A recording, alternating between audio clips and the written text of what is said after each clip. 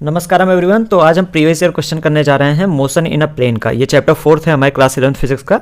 और इस चैप्टर में बेसिकली दो टॉपिक्स हैं, वेक्टर और प्रोजेक्टाइल मोशन। ठीक है, तो पहले हम वेक्टर के प्रीवियस ईयर क्वेश्चन करेंगे, फिर प्रोजेक्टाइल मोशन के। ठीक, ये क्वेश्चन जो है वो मैंने नीट, एम्स और AIPMT के लिए हैं। इसके अलावा वीडियो के आखिरी में मैं कुछ जेई के क्वेश्चन कराऊंगा जिसके चांसेस होते हैं नीट में आने के। ठीक है, तो कभी कभी जेई के क्वेश्चन उठा के नीट में पूछ लिए जाते हैं, वो क्वेश्चन हम आखिरी में प्रैक्टिस करेंगे, 6-7 क्वेश्चन प्रीवियस ईयर के। ठीक है, तो शुरू करते हैं पहले क्वेश्चन से। मैं इसको इरेज कर देता हूँ।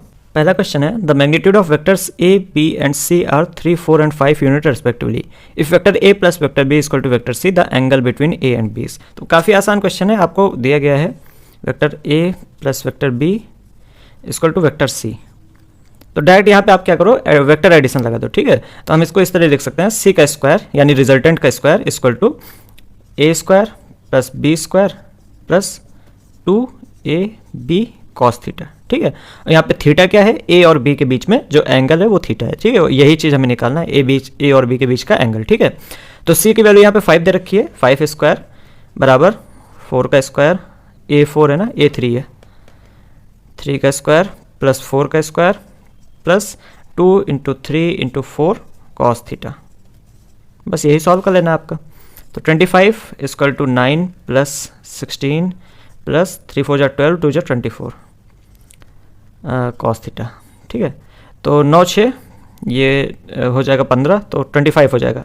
16 प्लस 9 25 हो जाएगा, और 25 जब इधर लाएंगे तो 25 माइनस 25 हो जाएगा, यानी 0 आ जाएगा इधर। ठीक है, तो 0 बराबर 24 कॉस थीटा, यानी कॉस थीटा बराबर 0 आ जाएगा, यानी थीटा इक्वल टू 90 डिग्री।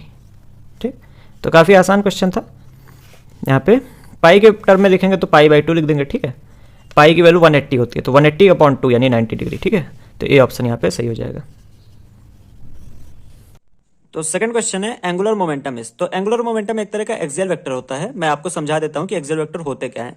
तो अगर आप एंगुलर मोमेंटम का फॉर्मूला लिखेंगे तो ये होता है L equal to R cross P. ठीक है, पी यहाँ पे लीनियर मोमेंटम होता है, तो बेसिकली आर और पी का आपको क्रॉस प्रोडक्ट करना रहता है। ठीक है, अब अगर मान लेते हैं हमारे पास एक सर्कल पाथ है, ये सर्कुलर पाथ है हमारे पास, और यहाँ पे एक बॉल है जो कि इसमें घूम रही है। ठीक है, और इस पाथ का रेडियस मान लेते हैं आर है, तो ये हमारा रेडियस है, और ये जो बॉल है मान लेते हैं इस तरीके से घूम रही है, तो इधर इसकी वेलोसिटी होगी, और जिधर वेलोसिटी होगी उधर ही लीनियर मोमेंटम का डायरेक्शन होगा। ठीक है, ये हमारा पी का डायरेक्शन है, ये आर का डायरेक्शन है। अब अगर आपको एल का डायरेक्शन निकालना है तो आपको करना होगा आर क्रॉस पी। तो आर पे हाथ ऐसे रखना है, पी की ओर घुमाना है, और ये जो अंगूठा होता है ये हमारा एल का डायरेक्शन देता है। ठीक है, तो जब आर क्रॉस पी लिखा है हमारे पास, तो आर पे ऐसे हाथ रखो, पी की ओर ऐसे घुमा दो। ठीक है, पी ऊपर की ओर है तो हमने ऐसे पी की ओर घुमा दिया, और जो अंगूठा है ये हमारा एल का डायरेक्शन देता है, यानी एंगुलर मोमेंटम का डायरेक्शन देता है। ठीक है, अब ऊपर की ओर डायरेक्शन आ रही, ऊपर की ओर मतलब यहां से बोर्ड से बाहर की ओर डायरेक्शन आ रही, और यही इसकी एक्सिस है। इस सर्कल की जो एक्सिस है वो बोर्ड के बाहर की ओर है ना, और इसी वजह से इसको एक्सियल वेक्टर कहते हैं। देखिए ये एक्सिस इस तरीके से, ये एक्सिस है सर्कल की। ठीक है, और इसी तरफ हमारा क्या है, एंगुलर मोमेंटम की डायरेक्शन है। तो क्योंकि एक्सिस की तरफ डायरेक्शन है एंगुलर मोमेंटम की, इसीलिए इसको एक्सियल वेक्टर कहा जाता है। ठीक है, तो यहाँ पे सी ऑप्शन सही हो जाएगा। ठीक, सी ऑप्शन। तीसरा क्वेश्चन है, 5 equal forces of 10 newton each are applied at one point and all are lying in one plane. If the angles between them are equal the resultant force will be. तो हमारे पास 5 forces हैं और पांचों equal है। ठीक है, 10-10 Newton की, तो और ये एक पॉइंट पे लग रही है, तो ये पॉइंट है, इस पे 5 फोर्सेज हम लगाते हैं। एक ये हो गया, ये हो गई 2, ये हो गई 3, ये हो गई 4, और ये 5 फोर्सेस। ठीक है, if the angles between them are equal, इनके बीच में एंगल जो है इक्वल है, रिजल्टेंट फोर्स, तो रिजल्टेंट फोर्स 0 होगी, ये आप देख के लगा सकते हैं। लेकिन अगर आप इसको सही से सॉल्व करना चाहें तो इसको अरेंज करते हैं। ठीक है, तो मान लेते हैं ये वाली फोर्स जो नीचे की ओर है इसको ऐसे लिख दो, फिर ये वाली फोर्स कुछ इस तरीके से है। ठीक है, ये वाली फोर्स कुछ इस तरीके से है। ठीक है, फिर ये वाली फोर्स कुछ ऐसे है। ठीक है, कुछ इस तरीके से, और ये वाली फोर्स कुछ इस तरीके से। तो देखो यहाँ पे एक क्या बन जा रहा है, पॉलीगन बन जा रहा है। ठीक है, तो इसके पॉलीगन के रूल के हिसाब से हम क्या कहते हैं, अगर हम इसको नाम दे दें F1 F2 F3 F4 F5, तो हम यहाँ पे लिखेंगे F1 plus F2 plus F3 plus F4 plus F5 is equal to 0। ठीक है, 0 क्यों होगा, क्योंकि सारी फोर्सेस एक ही मतलब सीक्वेंस में है, एंटी क्लॉकवाइज है सारी की सारी, देखो एक ही ऑर्डर में है, इसको कहते हैं हम ऑर्डर। ठीक है, क्योंकि सारी फोर्सेस एंटी क्लॉकवाइज है, इसी वजह से सारी फोर्सेस का सम जो होगा वो 0 के बराबर होगा। ठीक है, सारी की सारी एक ही डायरेक्शन में है। ठीक, तो और ये इसको हम कहते क्या है, पॉलीगन लॉ। ठीक है, तो लिख देते हैं यहाँ पे पॉलीगन लॉ। ठीक है, और ये जरूरी नहीं 5 फोर्सेस, अगर 4 फोर्सेस होती, एक ऐसे, एक ऐसे, एक ऐसे और एक ऐसे। अब देखो ये भी चारों एक ही डायरेक्शन में क्लॉकवाइज है चारों की चारों, तो यहाँ पे भी जो नेट फोर्स होता है एफ नेट जो होता है वो 0 आता है। ठीक है, तो यहाँ पे ए ऑप्शन आपका सही हो जाएगा। ठीक,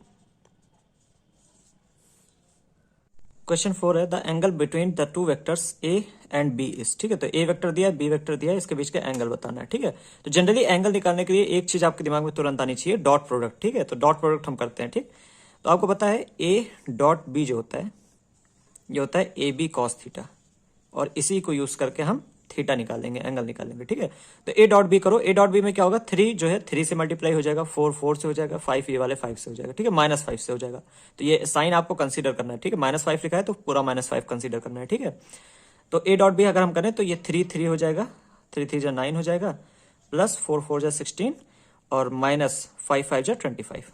माइनस क्यों लगाया, क्योंकि यहाँ पे -5 है। ठीक है, is equal to A B cos theta, तो ए क्या है, ए का मैग्नीट्यूड निकालेंगे, ए का मैग्नीट्यूड हो जाएगा अंडर रूट इसका स्क्वायर प्लस इसका स्क्वायर प्लस इसका स्क्वायर, तो 3 का स्क्वायर यानी 9 प्लस 4 का स्क्वायर यानी 16 प्लस 5 का स्क्वायर यानी 25, तो ये हो जाएगा अंडर रूट 50। ठीक है, और बी जो है इसका भी मैग्नीट्यूड उतना ही आएगा क्योंकि ये भी 3 4 5 है। ठीक है, तो इसका भी मैग्नीट्यूड आप निकालेंगे अंडर रूट 50 आ जाएगा, 3 का स्क्वायर प्लस 4 का स्क्वायर प्लस -5 का स्क्वायर। अब -5 होगा, देखिए -5 का स्क्वायर अगर आप करेंगे तो अगेन माइनस का स्क्वायर होगा तो प्लस बन जाएगा, 5 का स्क्वायर 25, तो अगेन यही आ जाएगा 9 प्लस 16 प्लस 25। ठीक है, तो इसको हटा दो, यानी ए और बी का मैग्नीट्यूड जो है अंडर रूट 50 इसका भी, अंडर रूट 50 इसका भी, तो under root 50 into under root 50 cos theta. ठीक, तो यहाँ पे 9 6 25 हो गए, 25 में से 25 माइनस होगा 0 हो जाएगा, और अंडर रूट 50 इंटू 50 करोगे ये 50 बचेगा कॉस थीटा, 50 इधर जाएगा ये भी 0 हो जाएगा, यानी कॉस थीटा बराबर 0, यानी थीटा बराबर 90 डिग्री। तो आसान था क्वेश्चन। ठीक है, यही आपको लगाना था, ए ऑप्शन यहाँ पे सही हो जाएगा। ठीक है,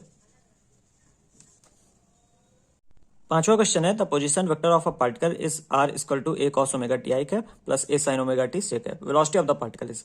तो पोजीशन हमें दे रखा है, वेलोसिटी बतानी है। ठीक है, डायरेक्टेड टुवर्ड द ऑरिजिन। अच्छा ठीक है, तो देखिए हमें आर दे रखा है A cos omega T I cap plus A sine omega T J cap. ठीक है, अब इसको हम डिफ्रेंशिएट कर लेते हैं, उससे हमारे पास वेलोसिटी आ जाएगी। ठीक है, फिर हम वेलोसिटी को और पोजीशन को कंपेयर करेंगे। ठीक है, ये हमारा आर वेक्टर है, तो इसको डिफ्रेंशिएट करेंगे D R by D T, तो हमें वेलोसिटी मिल जाएगा। अब वेलोसिटी क्या जाएगा, डिफ्रेंशिएट करो इसको, तो कॉस जो होता है इसका डिफरेंशिएशन माइनस साइन होता है। ठीक है, तो माइनस यहाँ पे आगे लगा दो और ओमेगा बाहर आ जाएगा। ठीक है, तो ओमेगा ए साइन ओमेगा टी। ठीक, तो जिसका कमजोर है डिफरेंशिएशन एक बार समझ लो, कॉस जो होता है इसका डिफरेंशिएशन माइनस साइन होता है। ठीक है, तो माइनस और ये कॉस की जगह पे साइन आ जाता है। ठीक है, ये पूरा जो है इसका आई कैप हो गया, प्लस साइन का डिफरेंशिएशन कॉस होता है, तो यहाँ पे ओमेगा बाहर आ जाएगा, omega A cos omega T हो जाएगा। ठीक है, और ये पूरा जे कैप हो जाएगा। ठीक, तो अब हमें बताना है कि ये और इनके बीच में इन चारों में से क्या रिलेशन है। ठीक है, तो अच्छा एक चीज ध्यान दो, अगर आपने एसएचएम पढ़ रखा है तो एक चीज ध्यान दो, जिसने एसएचएम पढ़ रखा है सिर्फ उसके लिए। ठीक है, नहीं तो मैं बताऊंगा अभी कैसे करना है। जिसने एसएचएम पढ़ रखा है वो आपको पता होगा कि साइन जो होता है इससे 90 डिग्री आगे कॉस चलता है। ठीक है, तो साइन से 90 डिग्री आगे कॉस चलता है, और जो कॉस होता है इससे 90 डिग्री आगे माइनस साइन चलता है। ठीक, तो आप देख रहे हैं इससे ये 90 डिग्री आगे है, इससे ये भी 90 डिग्री आगे है, तो बेसिकली ये दोनों आपस में परपेंडिकुलर रहे होंगे। ठीक है, अगर एक इस तरीके से है तो दूसरा ऐसा रहे होगा। ठीक है, तो 90 डिग्री पे ये दोनों रहे होंगे, तभी तो ये साइन जो है पूरा मतलब 90 डिग्री आगे चला गया। ठीक, तो पोजीशन से वेलोसिटी जो है वो 90 डिग्री आगे चला, यानी परपेंडिकुलर रहे होंगे। तो ऐसा आप एक अनुमान लगा सकते हैं अगर आपने एसएचएम पढ़ रखा है। ठीक है, अगर आपने नहीं पढ़ रखा है तो इनको हम डॉट प्रोडक्ट करते हैं, इनका डॉट प्रोडक्ट अगर 0 आ गया तो परपेंडिकुलर हो जाएंगे। ठीक है, तो इनका डॉट प्रोडक्ट करते हैं हम, आर डॉट वी करते हैं। तो देखो ये हो गया आई कैप और ये आई कैप, तो इनका डॉट प्रोडक्ट करो, ए और ए स्क्वायर हो जाएगा, तो minus omega A square cos omega T और साइन ओमेगा टी, इसको ऐसे ही लिख दो, cos omega T sine omega T. ठीक है, प्लस ये और ये मल्टीप्लाई करोगे तो ए स्क्वायर अगेन हो जाएगा, तो omega A square cos omega T sine omega T. तो आप देख लो, omega A square cos omega T sine omega T minus omega A square cos omega T sine omega T, यानी टोटल क्या आ गया 0। तो आर डॉट वी जो है इसका रिजल्टेंट क्या आ गया 0, मतलब इसका मतलब क्या हो गया, थीटा इक्वल टू 90 डिग्री, मतलब ये आपस में 90 डिग्री पे होंगे, तभी तो इनका जो डॉट प्रोडक्ट है वो जीरो आ गया, ठीक है। तो 90 डिग्री पे डॉट प्रोडक्ट जीरो होता है। तो अच्छा, हमने डायरेक्ट फोर्थ ऑप्शन क्यों चेक किया, क्योंकि हमने थोड़ा सा एसएचएम पढ़ रखा है, जिसमें हमें ये पता चल गया कि साइन से 90 डिग्री कॉस आगे होता है, और कॉस से माइनस साइन जो होता है, माइनस साइन ध्यान रखिएगा, ये भी 90 डिग्री आगे होता है, ठीक है। तो यहाँ पे डी ऑप्शन हमारा सही हो जाएगा। सिक्स क्वेश्चन है, what is the value of linear velocity if R equal to इतना एंड ओमेगा इक्वल टू इतना। तो हमें आर ओमेगा दिया हुआ है और लीनियर वेलोसिटी निकालनी है, ठीक है। तो इसमें फॉर्मूला पहले लिखते हैं। लीनियर वेलोसिटी का क्या होता है, लीनियर वेलोसिटी और angular velocity, omega angular velocity है ना, ठीक है। इसमें रिलेशन क्या होता है, V equal to omega cross R, ठीक है। तो बेसिकली ओमेगा और आर का हमें क्रॉस प्रोडक्ट करना रहता है, ठीक है। और अच्छे से ध्यान रखिएगा, ओमेगा क्रॉस आर ही रहेगा, पहले आप आर नहीं लिख सकते। अगर आप आर क्रॉस ओमेगा लिख देंगे तो गलत हो जाएगा, ठीक है। तो क्रॉस प्रोडक्ट की ये खासियत होती है, आपको इसी सीक्वेंस में याद रखना है, पहले ओमेगा फिर आर आएगा, ठीक है। तो क्रॉस प्रोडक्ट करते हैं। अब अगर क्रॉस प्रोडक्ट आपको नहीं आता तो इसी वीडियो में सीख लीजिए, ठीक है। तो पहले हम क्या लिखेंगे, आई कैप, जे कैप और के कैप। इसकी वैल्यूज लिखेंगे ओमेगा के लिए पहले, फिर आर के लिए, ठीक है। सबसे पहले ओमेगा फिर आर, क्योंकि पहले ओमेगा है, ठीक है। तो ओमेगा के लिए आई जे के की वैल्यूज क्या हो जाएंगी, आई की जगह पे 5 है, जे की जगह पे -6 है, और के की जगह पे +6 है। तो 5 -6 और +6, ठीक है। सिंपली 6 लिख दे रहे हैं, ठीक है। इसी तरीके से आर के लिए आई हो जाएगा 3 और जे हो जाएगा -4, के हो जाएगा 1, ठीक। अब ये लिख दो, ये इतना लिख देंगे, फिर अब यहाँ पे हम मल्टीप्लाई करेंगे, ठीक है, इस जगह पे। तो सबसे पहले आपका एक ब्रैकेट लगेगा, ऐसे ब्रैकेट लगाइए और इसके आगे आई कैप लिख दीजिए, ठीक है। फिर माइनस लगाइए, फिर ब्रैकेट लगाइए और इसके आगे जे कैप लिख दीजिए, ठीक है। फिर उसके बाद प्लस लगाइए, प्लस लगा के ब्रैकेट लगाइए और उसके बाद के कैप लिख दीजिए, ठीक। इस तरीके से होता है डॉट प्रोडक्ट। अब आई के आगे हमें क्या लिखना है, जब आई के सामने वाली चीजें लिखेंगे तो आई हम भूल जाएंगे और जे और के को ध्यान देंगे, ठीक है। तो आई हमारे लिए किसी काम का नहीं है जब तक हम आई के लिए लिखेंगे, ठीक है। तो हम आई के सामने हाथ लगा लेंगे और जे और के को करेंगे। जे के में हमें करना क्या है, इसको इससे मल्टीप्लाई करना है, फिर माइनस का साइन लगाना है, फिर इसको इससे मल्टीप्लाई करना है। तो सबसे पहले -6 को और 1 से मल्टीप्लाई करेंगे तो -6 आ जाएगा, फिर माइनस का साइन लगाना है और इसको मल्टीप्लाई करना है, तो 6 4 24, माइनस में 24, तो -24 ऐसे लिख देना है, ठीक। ये करना है, ठीक है। अब हमारा जे लिखना है, जब जे लिखना रहेगा तो हम जे को भूल जाएंगे और आई और के को मल्टीप्लाई करेंगे। तो 5 को 1 से मल्टीप्लाई करेंगे, आप आ जाएगा 5 प्लस में, फिर माइनस लगाओ साइन, 3 और 6 को मल्टीप्लाई करो 18 आ जाएगा, ठीक है। ये वाला जे। अब के करना है तो के आप भूल जाओ, आई और जे को मल्टीप्लाई करना है। 5 4 जा 20, माइनस साइन है तो -20 हो जाएगा, फिर माइनस साइन लगाओ, 6 3 जा 18, चूंकि माइनस में आएगा क्योंकि यहाँ पे माइनस है, ठीक है। ये हमारा हो गया। अब यही आंसर आ जाएगा हमारा, तो इसको सॉल्व कर लो। तो ये 24 प्लस में हो जाएगा और 24 में से 6 गए 18 आ जाएगा। 18 आई कैप, माइनस लगा है, 18 में से 5 गए 13 बचेगा, -13 बचेगा, तो -13 और यहाँ ऑलरेडी माइनस है, माइनस माइनस प्लस हो जाएगा, तो +13 हो जाएगा। +13 जे कैप, यहाँ पे माइनस माइनस प्लस हो जाएगा, तो ये -20 + 18 हो जाएगा, ये यानी कि -2 के कैप। ये हमारा फाइनल आंसर आ जाएगा, ठीक है। तो 18i + 13j - 2k, 18i + 13j - 2k, यानी बी ऑप्शन सही हो जाएगा, ठीक है। तो क्रॉस प्रोडक्ट अगर आपको आता है, आसान है क्वेश्चन, बस ध्यान दीजिएगा, v equal to omega cross R होता है, ठीक है, ना कि r क्रॉस ओमेगा, दोनों में अंतर है। अगर आप r क्रॉस ओमेगा लेंगे तो आंसर गलत आएगा, ठीक। सेवेंथ क्वेश्चन है, if a vector 2i + 3j + 8k is perpendicular to vector 4i - 4j + alpha K, then value of alpha is. तो आसान है, देखिए, दो वेक्टर जब परपेंडिकुलर होते हैं यानी उनके बीच का एंगल 90 डिग्री, और 90 डिग्री पे डॉट प्रोडक्ट 0 होता है, ठीक है। तो बेसिकली इनका आपको डॉट प्रोडक्ट करना है, ठीक। तो करते हैं, 2 और 4 मल्टीप्लाई हो जाएगा, 8 आ जाएगा, प्लस 3 और -4 मल्टीप्लाई होगा, -12 आ जाएगा, प्लस और 8 अल्फा मल्टीप्लाई होगा यानी 8 अल्फा ऐसे आ जाएगा, और इसका डॉट प्रोडक्ट 0 आएगा, ठीक है, क्योंकि 90 डिग्री पे परपेंडिकुलर पे है दोनों वेक्टर। तो अब इसे सॉल्व कर लो, 12 और 8 में से ये -4 हो जाएगा, -4 + 8 अल्फा बराबर 0, यानी 8 अल्फा बराबर 4, 4 एकम 4, 4 दूनी 8, तो अल्फा बराबर 1/2, ठीक है। ये आपका आंसर आ जाएगा, आसान, ठीक है। तो आंसर हो गया बी ऑप्शन। तो कभी भी दो वेक्टर्स जो है परपेंडिकुलर होते हैं तो उनका डॉट प्रोडक्ट 0 आता है, क्योंकि एंगल उनके बीच में 90 डिग्री है, ठीक है, और cos 90 0 आता है, ठीक। तो आसान था क्वेश्चन, एम्स 2013 क्वेश्चन था, काफी आसान। 8th क्वेश्चन है, if a cross b equal to √3 a dot b, then value of a + b is. तो जो दिया है पहले उसको लिख लो। हमें दिया है a vector cross b vector, इसका पूरा mod equal to √3 a vector dot b vector. तो a क्रॉस b आप करोगे तो ए बी साइन थीटा हो जाएगा, इक्वल टू √3, और a डॉट b जो होता है ए बी कॉस थीटा होता है, ए बी कॉस थीटा, ठीक है। ए बी से ए बी कट जाएगा, कॉस थीटा इधर ले आओ, sign theta upon cos theta बराबर √3, और ये होता है tan theta, sign upon cos जो होता है वो tan होता है, ठीक है। तो tan थीटा इक्वल टू √3 हो गया, यानी थीटा इक्वल टू 60 डिग्री, ठीक है। तो tan थीटा जब √3 होता है, थीटा जो होता है 60 डिग्री होता है, ठीक है। तो थीटा हमें पता चल गया, यानी ए बी के बीच का एंगल हमें पता चल गया 60 डिग्री। अब ए प्लस बी कर दो आप, ए प्लस बी यानी सी स्क्वायर, सी हम मान लेते हैं, या रिजल्टेंट लिख लो, रिजल्टेंट का square equal to A square plus B square plus 2ab cos theta, ठीक है। ये थीटा हमें नहीं पता था, इक्वल टू, अब ए बी वैसे ही रहने देते हैं, वैल्यू तो देनी है, A square plus B square plus 2ab cos theta यानी कॉस 60 डिग्री, और कॉस 60 डिग्री की वैल्यू होती है 1/2, तो यहाँ पे 1/2 डायरेक्ट लिख देते हैं, 2 से 2 कट जाएगा, ये हो जाएगा R square equal to A square plus B square plus A B, ठीक है।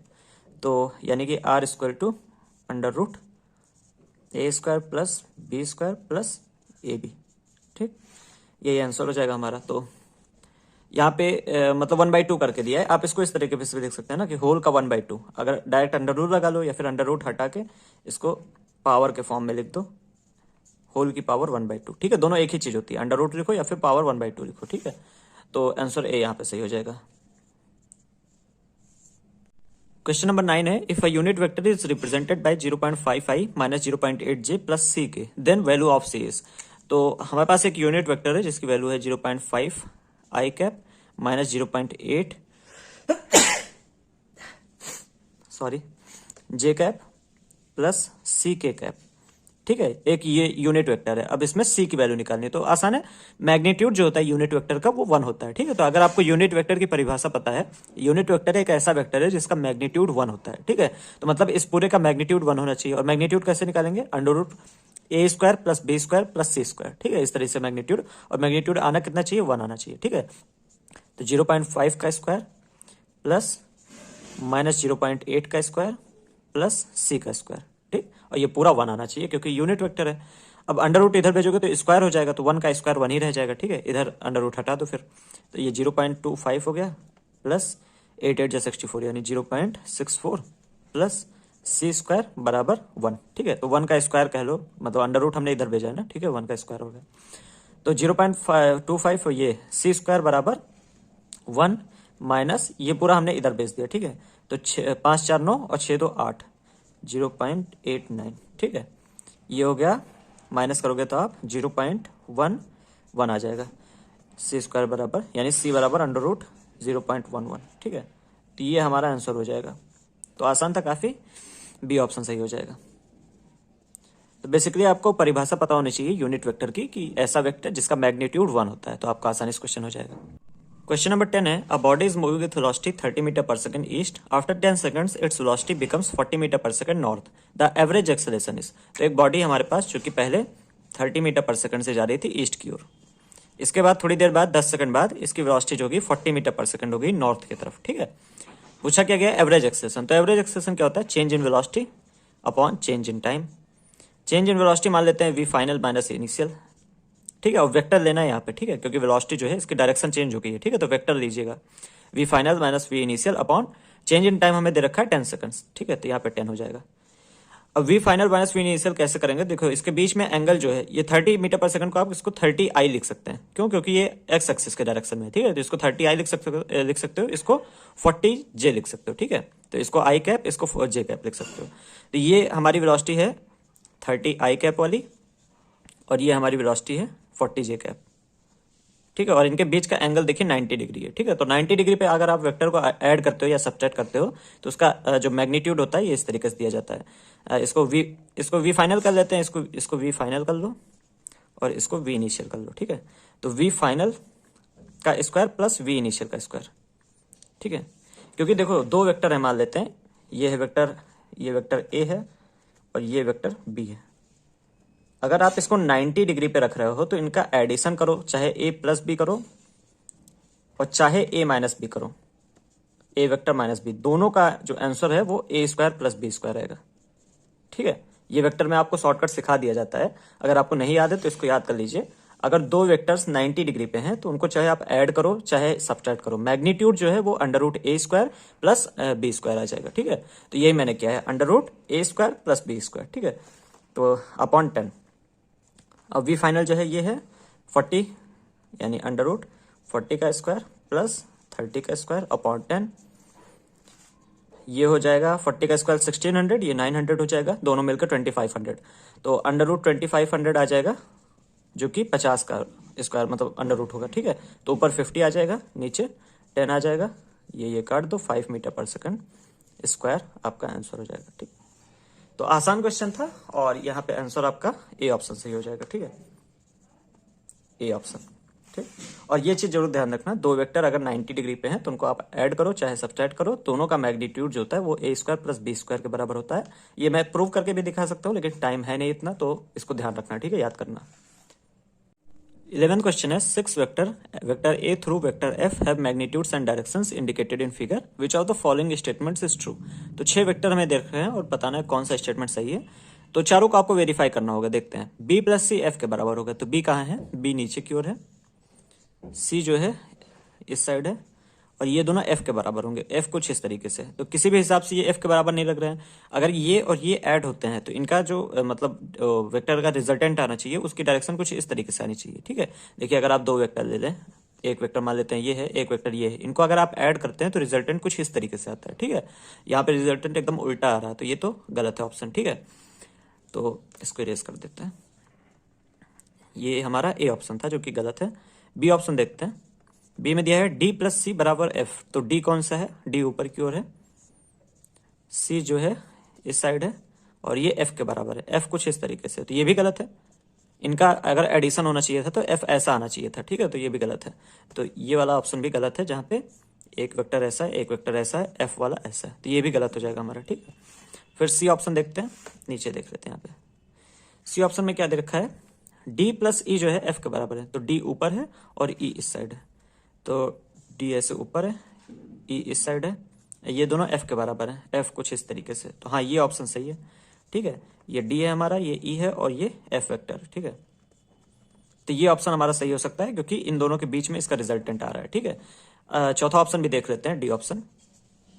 बी प्लस ई जो है वो एफ के बराबर है, बी किधर है, नीचे की ओर, और ई जो है इस साइड है, तो बी ऐसे है, ई ऐसे, ये बी है, ये ई है, और ये दोनों किसके बराबर है, एफ के बराबर, एफ जो है कुछ इस तरीके से, तो ये भी गलत है। ठीक है, तो यानी कि सी ऑप्शन ही यहाँ पे सही निकल रहा है, बाकी सारे ऑप्शन गलत आ रहे हैं। ठीक है, तो यहाँ पे बेसिकली आपको चेक करना था सारे ऑप्शन, आंसर सी हो जाएगा हमारा। क्वेश्चन 12 है, 3 forces acting on a body are shown in the figure to have resultant force only along Y direction, the magnitude of minimum additional force needed is. तो हमें 3 forces दे रखी हैं अलग अलग डायरेक्शन में, और हमें रिजल्टेंट फोर्स यानी नेट फोर्स सिर्फ वाई डायरेक्शन में रखना है। ठीक है, तो एडिशनल फोर्स, एक्स्ट्रा फोर्स हमें कितना चाहिए होगा, यानी एक्स एक्सिस पे कोई फोर्स नहीं होनी चाहिए। ठीक है, एक्स डायरेक्शन में, तो क्या करते हैं, कंपोनेंट करते हैं। ठीक है, एक एक फोर्स का, तो मान लेते हैं ये हमारा सेंटर था, और मान लेते हैं इस वाले फोर्स को देखते हैं, तो 1 न्यूटन की फोर्स है, 60 डिग्री का एंगल बना रही है, यानी कि इस साइड की ओर इसका कंपोनेंट हो जाएगा 1 cos 60। ठीक है, और इस साइड की ओर इसका कंपोनेंट हो जाएगा 1 sin 60। ठीक है, ये 1 न्यूटन वाले फोर्स का कंपोनेंट हो गया। अब 4 न्यूटन वाले करते हैं, तो ये 30 डिग्री एंगल वाई एक्सिस से बना रहा है, यानी 4 cos 30 डिग्री ये वाई एक्सिस की तरफ कंपोनेंट हो जाएगा, तो इधर कंपोनेंट हो जाएगा 4 cos 30 डिग्री। ठीक है, और एक्स एक्सिस की तरफ कंपोनेंट हो जाएगा 4 sin 30 डिग्री, इधर कंपोनेंट हो जाएगा 4 sin 30 डिग्री। ठीक, अब ये 2 न्यूटन को देखते हैं। देखो ये वाली एक्सिस जो है, ये वाई एक्सिस, इससे यहाँ पे ये 30 डिग्री एंगल बन रहा है, और ये सीधी लाइन है, तो यहाँ पे भी ये एंगल जो होगा ये 30 डिग्री होगा, यानी 2 न्यूटन वाला फोर्स जो वाई एक्सिस से एंगल बना रहा है, वो यहाँ पे ये वाला एंगल, ये 30 डिग्री का एंगल है। ठीक है, तो यहाँ पे इसका कंपोनेंट आ जाएगा नीचे की ओर 2 cos 30 डिग्री। ठीक है, और इसका कंपोनेंट इधर की ओर आ जाएगा 2 sin 30 डिग्री, तो यहीं पर लिख देते हैं 2 sin 30 डिग्री। तो ये हमारे अलग अलग डायरेक्शन में कंपोनेंट्स हो गए। अब देखो वाई डायरेक्शन के फोर्स हमें कोई मतलब नहीं, वाई डायरेक्शन में फोर्स रहना चाहिए, लेकिन एक्स डायरेक्शन में फोर्स नहीं होना चाहिए। ठीक है, तो देखते हैं एक्स डायरेक्शन में कितना फोर्स है, तो 4 sin 30 इधर है, यानी 4 इंटू साइन 30 यानी 1/2, यानी 2 न्यूटन का फोर्स इधर है। 1 cos 60 मतलब 1 इंटू 1/2 यानी हाफ हो गया ये, और 2 sin 30 मतलब 2 इंटू 1/2 यानी 1 हो गया ये, तो यानी टोटल यहाँ पे 1 + 1/2 यानी 3/2 न्यूटन का फोर्स है। 3/2 न्यूटन मतलब 1.5 न्यूटन का फोर्स है। ठीक है, तो इधर 2 न्यूटन का फोर्स है, इधर 1.5 न्यूटन का फोर्स है, तो एडिशनल फोर्स हम कितना लगाएं कि इस एक्सिस के तरफ फोर्स 0 हो जाए, नेट फोर्स 0 हो जाए, तो 0.5 न्यूटन का फोर्स हम इधर एक्स्ट्रा लगाएंगे। ठीक है, तो यही हमें निकालना था, आंसर आ गया। तो इस साइड की ओर हम must add 0.5 Newton extra force. ठीक है, राइटिंग थोड़ी खराब हो गई है तो कोई बात नहीं। ठीक है, इधर हमें 0.5 का एक्स्ट्रा फोर्स लगाना होगा, तो 2 न्यूटन इधर हो जाएगा और 2 न्यूटन इधर ऑलरेडी है ही, और 2 मिलके 0 हो जाएंगे। तो वाई एक्सेस में नेट फोर्स 0 हो जाएगा सिर्फ, सॉरी एक्स एक्सेस में नेट फोर्स 0 हो जाएगा, सिर्फ वाई एक्सेस में बचेगा। तो यहाँ पे सी ऑप्शन हमारा सही हो जाएगा। तो आसान क्वेश्चन था, एग्जाम में बहुत ही जल्दी हो जाएगा। यहाँ पे मैंने समझाया है तो इस वजह से थोड़ा टाइम लगा, लेकिन आसान था। क्वेश्चन 13 है, the vectors A and B are such that A plus B का mod is equal to A minus B का mod. The angle between two vectors is, तो 90 डिग्री एंगल होगा, ये आपको पता होना चाहिए, याद होना चाहिए, लेकिन फिर भी मैं निकाल देता हूँ। ठीक है, तो ए प्लस बी अगर इसका रिजल्टेंट आप लिखेंगे मैग्नीट्यूड, तो ये हो जाएगा A square plus B square plus 2ab cos theta. ठीक है, equal to A minus B का मैग्नीट्यूड आप लिखेंगे तो ये हो जाएगा A square plus B square minus 2ab cos theta. ठीक, ये ए माइनस बी का मैग्नीट्यूड हो गया। अब स्क्वायर दोनों साइड कर दो तो रूट हट जाएगा, और हम क्या कर रहे हैं, ए स्क्वायर प्लस बी स्क्वायर को उधर भेज दे रहे हैं, और ये माइनस 2ab कॉस थीटा को इधर ले आ रहे हैं। ठीक है, तो यहाँ पे 2ab कॉस थीटा ऑलरेडी है, 2ab कॉस थीटा, और ये माइनस 2ab कॉस थीटा को इधर ले आओगे तो प्लस हो जाएगा, प्लस 2ab कॉस थीटा।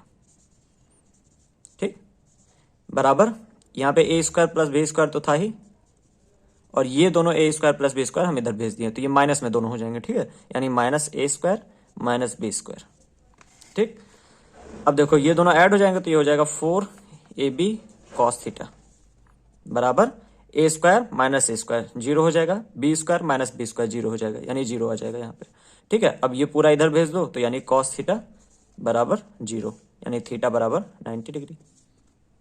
ठीक है, तो यहाँ से आप ऐसे प्रूव भी कर सकते हैं, निकाल भी सकते हैं, और या फिर आप डायरेक्ट याद रखिए नीट में, क्योंकि ये काम आता है नीट में, तो इस वजह से डायरेक्ट याद रखिए कि 2 वेक्टर्स हैं, अगर उनको जोड़ने पे और घटाने पे सेम मैग्नीट्यूड आ रहा है तो उनके बीच में एंगल 90 डिग्री होगा। ठीक है, तो यहाँ पे बी ऑप्शन आपका सही हो जाएगा।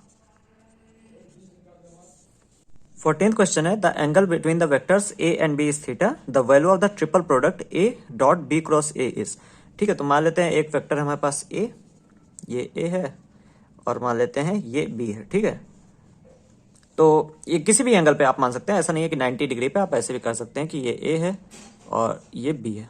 ठीक है, मान लेते हैं किसी भी एंगल पे। ठीक है, तो बोला गया है इनके बीच का क्रॉस प्रोडक्ट करना है, और जो आंसर आएगा, मतलब जो रिजल्टेंट आएगा, उसका डॉट प्रोडक्ट करना है ए के साथ। ठीक है, तो अगर बी क्रॉस ए अगर हम करेंगे, ठीक, तो हम बी पे ऐसे हाथ रखेंगे, ए की तरफ ऐसे घुमाएंगे, और ऊपर की ओर हमारे रिजल्टेंट का डायरेक्शन आएगा। ठीक है, तो कोई भी वैल्यू आ जाए, ए क्रॉस बी अगर हम करेंगे, कोई भी वैल्यू आ जाए, वैल्यू से हमें मतलब नहीं है, इसका डायरेक्शन कहाँ आएगा, ऊपर की ओर, ऊपर की ओर यानी बोर्ड के बाहर। ठीक है, अब बोर्ड के बाहर जैसे डायरेक्शन आ रहा है, ये मार्कर मान लेते हैं कि हमारा डायरेक्शन शो कर रहा है। ठीक है, तो बोर्ड के बाहर क्योंकि डायरेक्शन आ रहा है, और इसका इसके साथ डॉट प्रोडक्ट करना है ए के साथ, तो ए में और इस रिजल्टेंट में एंगल कितने का दिख रहा है, 90 डिग्री का, क्योंकि ये भाई रिजल्टेंट जो है बोर्ड के प्लेन में है, और ये हम प्लेन के जस्ट परपेंडिकुलर पे हमारा रिजल्टेंट आ रहा है, तो इसके और इसके बीच में एंगल कितने का दिख रहा है, 90 डिग्री का, और इसी वजह से डॉट प्रोडक्ट जो होगा वो 0 आ जाएगा।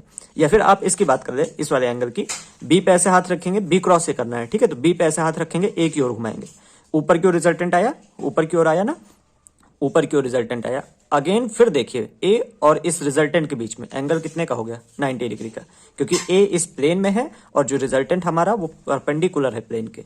ठीक है, तो ए और इसके मतलब ए के बीच में, ए और इस रिजल्टेंट के बीच में 90 डिग्री का एंगल, तो किसी भी तरीके से आप कर लें, आप चाहे ए ऐसा बना लें, बी ऐसा बना ले, ए ऐसा बना ले, तब भी 90 डिग्री के ही एंगल पे आएगा रिजल्टेंट। ठीक है, नीचे की ओर आएगा। अब अगर आप मतलब डायरेक्शन निकालेंगे तो आप ऐसे बी पे हाथ रखेंगे और ए की ओर घुमाएंगे, और अंगूठा देखिए नीचे की ओर आ रहा है। ठीक है, तो again perpendicular to the plane ही होगा रिजल्टेंट, और इसी वजह से कुछ इस तरीके से नीचे की ओर, मतलब बोर्ड के पीछे की ओर जो है हमारा रिजल्टेंट का डायरेक्शन होगा, जो कि ए के साथ 90 डिग्री ही बनाएगा। तो इसी वजह से किसी भी केस में जो ये रिजल्टेंट होगा वो ओवरऑल 0 आ जाएगा। क्यों? क्योंकि ए जब आप डॉट प्रोडक्ट करेंगे इसके साथ तो 90 डिग्री का एंगल इन दोनों के बीच में होगा, और इसी वजह से सी ऑप्शन आपका सही हो जाएगा। ठीक है, तो समझ में आ गया होगा।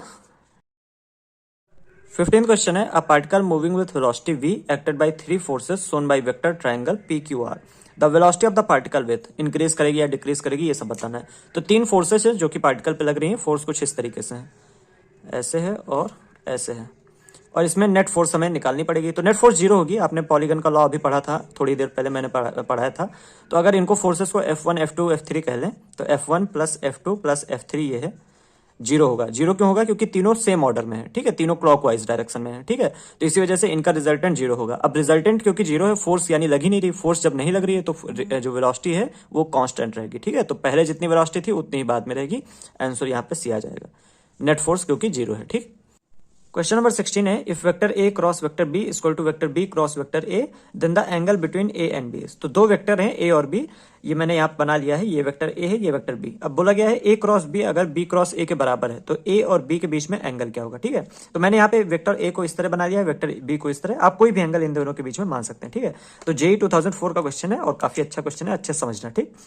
तो जब भी हम क्रॉस प्रोडक्ट करते हैं, जैसे हमने ए क्रॉस बी किया, तो जो हमें रिजल्ट मिलता है वो खुद एक वेक्टर होता है, ठीक है। तो मान लेते हैं हमने इसका दोनों का क्रॉस प्रोडक्ट किया और रिजल्ट हमें मिला एक्स, और एक्स जो है वो एक वेक्टर क्वांटिटी होगी, ठीक है।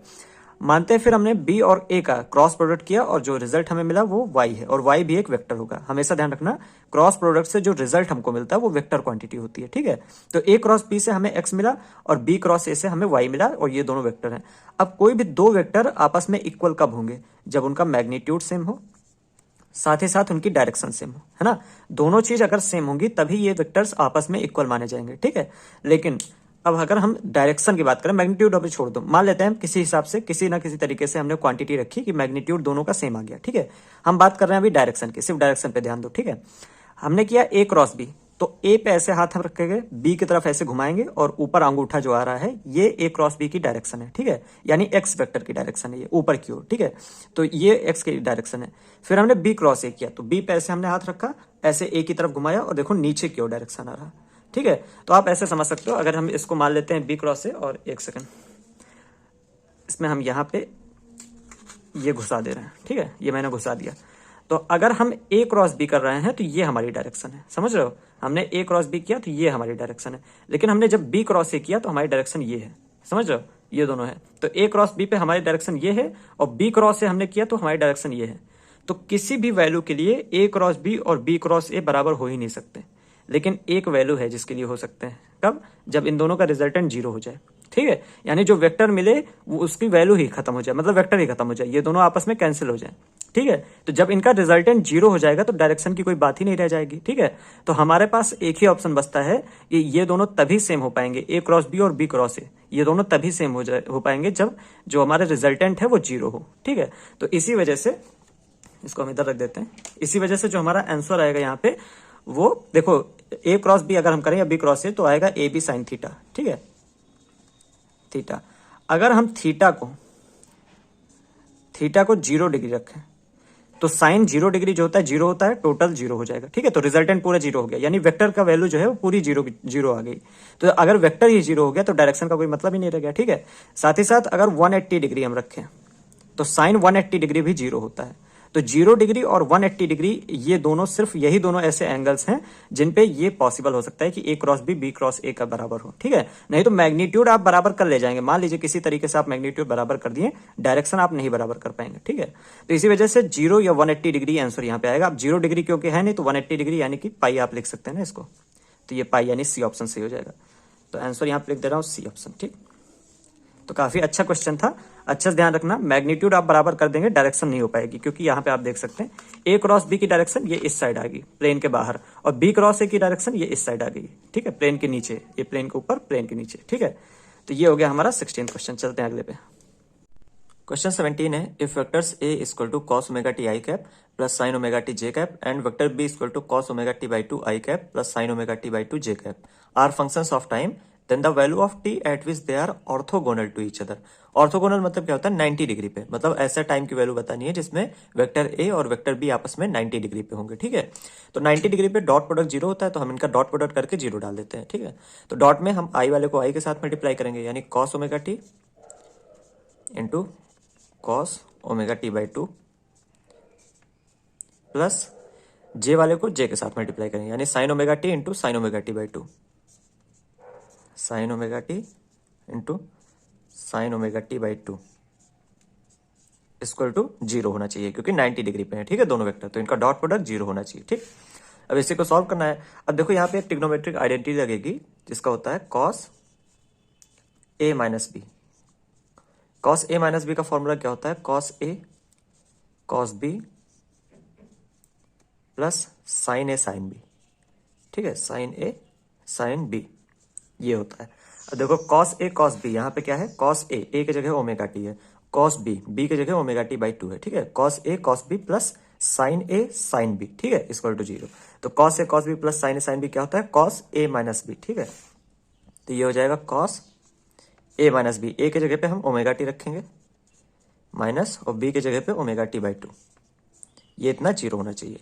अब कॉस थीटा 0 कब होता है, जब थीटा जो होता है मतलब 90 डिग्री का होता है, ठीक है, यानी ओमेगा टी, यानी ये पूरा जो है, ये जो थीटा, ये पूरा थीटा की वैल्यू है ना, कॉस ये पूरा थीटा है, ठीक है, omega T minus omega T by 2, ये पूरा थीटा है, ये 90 डिग्री के बराबर होना चाहिए। और 90 को क्या लिखेंगे, पाई बाई 2, ठीक है, ऐसे डिग्री में नहीं लिखना है, रेडियन में लिखना है, तो पाई बाई 2 लिखना है, ठीक है।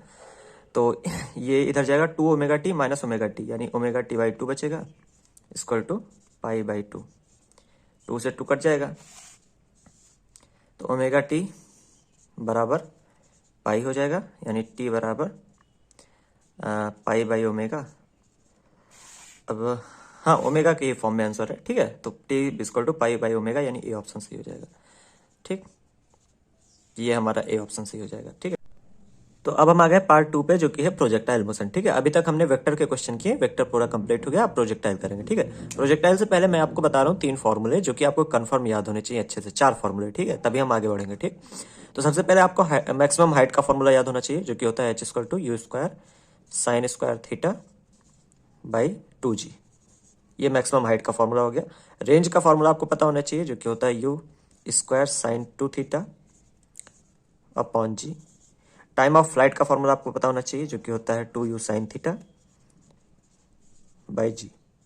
इसके अलावा एक रिलेशन आपको पता होना चाहिए एक्स्ट्रा, जो कि होता है r tan theta equal to 4h, ठीक है, काफी इंपॉर्टेंट है रिलेशन, शॉर्टकट के रूप में मतलब काम आता है हमारे, तो ये भी आपको पता होना चाहिए। तो टोटल 3 फॉर्मूले हैं यहाँ पे, 4 फॉर्मूले जो कि आपको याद होने चाहिए, और इसके आगे ही फिर मतलब इसी को यूज करके फिर आगे क्वेश्चन हम ज्यादातर करेंगे, ठीक है। तो ये 4 आप अच्छे से याद कर लीजिए। तो शुरू करते हैं 18th क्वेश्चन से। The horizontal range and maximum height of a projectile are equal, the angle of projection of the projectile is. तो एक प्रोजेक्टाइल है जिसका रेंज और हाइट इक्वल है। अब इसमें आपको वही फॉर्मूला लगाना है, रिलेशन लगाना है जो मैंने बताया था आपको, r tan theta equal to 4h, ठीक है। अब बोला क्या गया है, रेंज और हाइट इक्वल है, तो ये दोनों कट जाएंगे, यानी tan थीटा बराबर 4 आ गया, यानी थीटा बराबर tan इनवर्स 4, ये आपका आंसर हो गया। तो कितना, ज्यादा ज्यादा 5 या 10 सेकंड लगे मैक्सिमम इसका आंसर लाने में, तो बी ऑप्शन यहाँ पे सही हो जाएगा, अगर आपको ये रिलेशन पता है तो, ठीक है। लेकिन अगर आपको रिलेशन नहीं पता है तो आपको पूरा मतलब सॉल्व करना पड़ेगा, वो भी मैं करके दिखा दे रहा हूँ, इन केस अगर आप रिलेशन भूल गए या ऐसा कुछ हुआ तो आपको रेंज और हाइट इक्वल दी गई है। तो रेंज का क्या फॉर्मूला होता है, you square sine 2 theta by G, और मैक्सिमम हाइट का फॉर्मूला क्या होता है, you square sine square theta upon 2g। तो मैक्सिमम जो रेंज है, हॉरिजॉन्टल रेंज और मैक्सिमम हाइट, ये दोनों इक्वल है, ठीक है। तो इनको इक्वल कर दो और आंसर यही वापस आएगा आपका, देखना। तो ये जी से जी कट गया, यू स्क्वायर से यू स्क्वायर कट गया, ठीक है, और बचा क्या, साइन 2 थीटा, यहाँ पे बचा साइन 2 थीटा। अच्छा, साइन 2 थीटा को हम ओपन कर दे रहे हैं। साइन 2 थीटा जो होता है, इसकी आइडेंटिटी आप लगाएंगे तो ये होता है 2 साइन थीटा कॉस थीटा, ठीक है। तो ये फॉर्मूला याद रखना, sine 2 theta equal to 2 sine theta cos theta होता है, काफी जगह पे काम आएगा ये, काफी ज्यादा, ठीक है। और ये 2 भी हम इधर भेज दे रहे हैं, तो इंटू 2 इसको इस तरह लिख लो, इक्वल टू यहाँ पे साइन स्क्वायर थीटा बचा, जो कि इसको इस तरीके लिख लो, sine theta into sine theta, ठीक है। तो साइन स्क्वायर थीटा को हमने अलग अलग करके लिख लिया। अब यहाँ से साइन थीटा ये कट जाएगा, 2 इंटू 2 4 हो जाएगा, 4 cos theta equal to sine theta, और साइन थीटा इधर ले आओ, 4 उधर ले जाओ, ठीक है, सॉरी कॉस थीटा इधर ले जाओ, 4 equal to sine theta upon cos theta, और साइन अपॉन कॉस क्या होता है, tan होता है, तो 4 equal to tan theta, again theta equal to tan inverse bracket में 4, ठीक है। तो समझ आ गया होगा, यहां से भी वही आंसर आ रहा है, लेकिन अभी यहां से काफी सॉल्व करना पड़ेगा आपको, नीट पे टाइम बहुत यूज होगा। अगर आपको रिलेशन याद है, r tan थीटा बराबर 4h, h और r बताया गया बराबर है, काट दो, तुरंत आंसर आ गया, ज्यादा ज्यादा 5 या 10 सेकंड मैक्सिमम लग जाएंगे आंसर में, ठीक है। तो ये वाला तरीका ज्यादा अच्छा है, लेकिन अगर आपको नहीं याद है तो आप ये तरीका यूज कर सकते हैं, ठीक है। तो यहाँ पे बी ऑप्शन सही हो जाएगा। क्वेश्चन 19 है, a projectile fired at an angle of 45 degree with the horizontal elevation angle of projectile at its highest point as seen from point of projection is. एक प्रोजेक्टाइल है हमारे पास, जिसको हम मान लेते हैं कि यहां से फायर किया जा रहा है इसको, 45 डिग्री के एंगल पे, ठीक है। तो ये 45 डिग्री के एंगल पे हम इसको फायर कर रहे हैं। तो ये प्रोजेक्टाइल किसी एक मैक्सिमम हाइट तक जाएगा, फिर उसके बाद वापस नीचे आ जाएगा, ठीक है। यही इसकी जर्नी होगी, कुछ ऐसा पाथ होगा इसका, ठीक है। और मान लेते हैं ये हमारा मैक्सिमम हाइट वाला पॉइंट है, यहाँ पे मैक्सिमम हाइट है, ठीक है। पूछा क्या गया है, देखिए, elevation angle of projectile at its highest point as seen from point of projection. यानी अगर हम पॉइंट ऑफ प्रोजेक्शन से हाईएस्ट पॉइंट को देखें, यानी यहां से हम हाईएस्ट पॉइंट को देखें, तो ये जो लाइन है ये हॉरिजॉन्टल के साथ कितना एंगल बना रही है ये बताना है। तो मान लेते हैं ये एंगल, ये वाला एंगल हमें निकालना है, इसको मान लेते हैं अल्फा एंगल है, ठीक है। तो यानी अल्फा को ही इन्होंने एलिवेशन एंगल बोल दिया है। तो बेसिकली इंग्लिश इन्होंने एक्स्ट्रा लिख दी है, नहीं तो क्वेश्चन आसान है, ठीक है। तो यही अल्फा निकालना है। अब ये वाला जो हाइट है ये हमारी मैक्सिमम हाइट है, तो इसको एच हम लिख दे रहे हैं। और यहां से यहां तक की जो रेंज होती है वो r/2 होगी, ठीक है, क्योंकि जो मैक्सिमम हाइट होती है वो आधे रेंज पे अटेन होती है, ठीक है। तो यहां से यहां तक की जो रेंज होगी, मतलब जो डिस्टेंस होगी वो r/2 होगी, यानी पूरे रेंज का आधा होगी, ठीक है। तो बस अब आसान हो जाएगा क्वेश्चन। और यहाँ पे हम लगाएंगे क्या, ट्रिग्नोमेट्री। आपको पता है tan थीटा, थीटा की जगह पे अल्फा लिख रहे हैं क्योंकि अल्फा निकालना है, ठीक है। तो tan अल्फा क्या होता है, या tan थीटा जो होता है, परपेंडिकुलर अपॉन बेस होता है ना, परपेंडिकुलर अपॉन बेस। अब अल्फा के लिए परपेंडिकुलर क्या है, हाइट यानी h, और बेस क्या है, r/2, ठीक है। तो r और 2 ऊपर ले जा रहे हैं, ठीक है। तो इंटू 2 इस तरीके से लिख दे रहे हैं, ठीक। तो यहाँ पे हमने लगाया tan अल्फा बराबर परपेंडिकुलर अपॉन बेस, ठीक है। तो tan अल्फा इक्वल टू, अब वैल्यू रख दो बस। मैक्सिमम हाइट क्या होता है, u² sign square theta upon 2g, ये 2 वाला ये हम यहाँ पे लिख दे रहे हैं, ठीक है। और रेंज क्या होता है, u² साइन 2 थीटा होता है ना, तो साइन 2 थीटा को हम ओपन कर दे रहे हैं यहीं पे डायरेक्ट। तो 2 साइन थीटा कॉस थीटा, ठीक है। साइन 2 थीटा की जगह पे हमने क्या लिख दिया, 2 साइन थीटा कॉस थीटा। तो u² sine 2 theta upon g, ठीक है। तो अब u² से u² कट जाएगा, और ये 2 से तुम्हारा 2 कट जाएगा, ठीक है। और आगे सॉल्व करते हैं। अब थीटा की वैल्यू हमें दे रखी है 45 डिग्री, ठीक है। थीटा क्या है, जो एंगल ऑफ प्रोजेक्शन है, ठीक है। तो साइन स्क्वायर थीटा की जगह पे हम 1/√2 लिख दे रहे हैं। मतलब साइन थीटा जो है, साइन 45 डिग्री 1/√2 होता है, ठीक है। तो 1/√2 का स्क्वायर, ये हो गया हमारा साइन स्क्वायर, और ये जी भी कट जाएगा, ठीक है। तो ऊपर और कुछ नहीं बचा ना, हाँ, साइन स्क्वायर थीटा बचा है, सिर्फ उसकी वैल्यू ये है, ठीक है। नीचे देखते हैं क्या बचा, 2 साइन थीटा कॉस थीटा। तो 2 ऐसे रहने दो, साइन थीटा की जगह पे आ जाएगा 1/√2, साइन 45 डिग्री होता है 1/√2, कॉस थीटा यानी कॉस 45 डिग्री भी 1/√2 होता है, ठीक है। अब 1/√2 √2 मल्टीप्लाई हो जाएगा, 2 हो जाएगा, और ये 2 और ये 2 कैंसिल हो जाएंगे, तो यहीं पे हम काट दे रहे हैं, ठीक है। और 1/√2 इसका स्क्वायर होगा, तो 1/2 बचेगा, ठीक है। तो इसको एक सेकंड इस तरीके से लिखते हैं, इसको यहाँ पे लिख दे रहा हूँ, ठीक है। तो tan अल्फा इक्वल टू 1/2, ठीक है। ये समझ में आ गया होगा, 1/√2 है, इसका स्क्वायर होगा, ठीक है। 1/√2 इंटू 1/√2, बेसिकली यही वाला पोर्सन, और √2 2 हो जाएगा, ठीक है। तो 1/2 बचेगा, यानी alpha equal to tan inverse 1/2, ये हमारा आंसर हो जाएगा, ठीक। तो यहाँ पे सी ऑप्शन सही हो जाएगा। तो इजी क्वेश्चन था, बस आपको पता चल जाए कि एलिवेशन एंगल इन्होंने बोला किस चीज को, ठीक है। इन्होंने क्या बोला है, पॉइंट ऑफ प्रोजेक्शन से अगर हम मैक्सिमम हाइट को देखें, तो ये जो लाइन है ये इसके साथ हॉरिजॉन्टल के साथ कितना एंगल बना रही है, इसी को इन्होंने एलिवेशन एंगल बोल दिया, ठीक है। तो आसान क्वेश्चन है। क्वेश्चन 20 है, a missile is fired for maximum range with an initial velocity of 20 metre per second if g equal to 10 the range of the missile is. तो जब भी मैक्सिमम रेंज के लिए फायर किया जाता है तो 45 डिग्री पे फायर किया जाता है, ठीक है। तो 45 डिग्री पे मैक्सिमम रेंज आती है। तो यहाँ पे इनडायरेक्टली आपको बताया गया है कि थीटा जो है वो 45 डिग्री है, ठीक है। एंगल ऑफ प्रोजेक्शन 45 डिग्री है। तो if g equal to 10 the range of missile, तो रेंज का फॉर्मूला लगा दो, r equal to u², sine 2 theta को हम डायरेक्ट चेंज कर लें, ठीक है। 2 साइन थीटा कॉस थीटा लिख दे रहे हैं, u², 2 sine theta cos theta upon g, ठीक। u क्या है, 20 मीटर पर सेकंड, तो 20 into 20 into 2 sine theta cos theta. 45 degree पे साइन थीटा भी 1/√2 होता है, कॉस थीटा भी 1/√2 होता है, ठीक है, अपॉन g की वैल्यू यहाँ पे 10 रखनी है। तो ये 0 काट दो, और ये 2 हो जाएंगे, 2 से 2 कट जाएगा, तो 22 जा 40 आ जाएगा आंसर हमारा, ठीक है। तो रेंज हमारी आ जाएगी 40 मीटर। तो आसान क्वेश्चन था, ए ऑप्शन सही हो जाएगा। क्वेश्चन 21 है, the position of a particle moving in x y plane at any time t is given by x equal to 3t² - 60 metre, y equal to t square minus 2t metre. Select the correct statement. तो इन चारों में से बताना है कौन सा correct है, ठीक है। तो हमें x डायरेक्शन की पोजीशन दे रखी है, x equal to 3t square minus 6t, और y एक्सेस पे पोजीशन दे रखी है टी स्क्वायर माइनस 2t, ठीक है। तो वेलोसिटी और एक्सेलेरेशन हम पहले निकाल लेते हैं, ठीक है, क्योंकि इन्हीं दोनों के बारे में बताना है। तो x को अगर आप डिफ्रेंशिएट करेंगे तो वेलोसिटी आ जाएगी, यानी dx बाई dt अगर हम करेंगे तो हमें पास वेलोसिटी आ जाएगी। इसको vx लिख लेते हैं, यानी x डायरेक्शन की तरफ जो वेलोसिटी है, ठीक है। तो डिफ्रेंशिएट करो, 3 2 6 हो जाएगा 60 माइनस यहाँ पे 6 बचेगा, तो ये हमारी वेलोसिटी आ गई, ठीक है, ये हमारा वेलोसिटी आ गई। इसी तरह इसको भी डिफ्रेंशिएट करते हैं, dy by dt equal to, इसको vy लिख लेते हैं, या y डायरेक्शन में वेलोसिटी, ठीक है।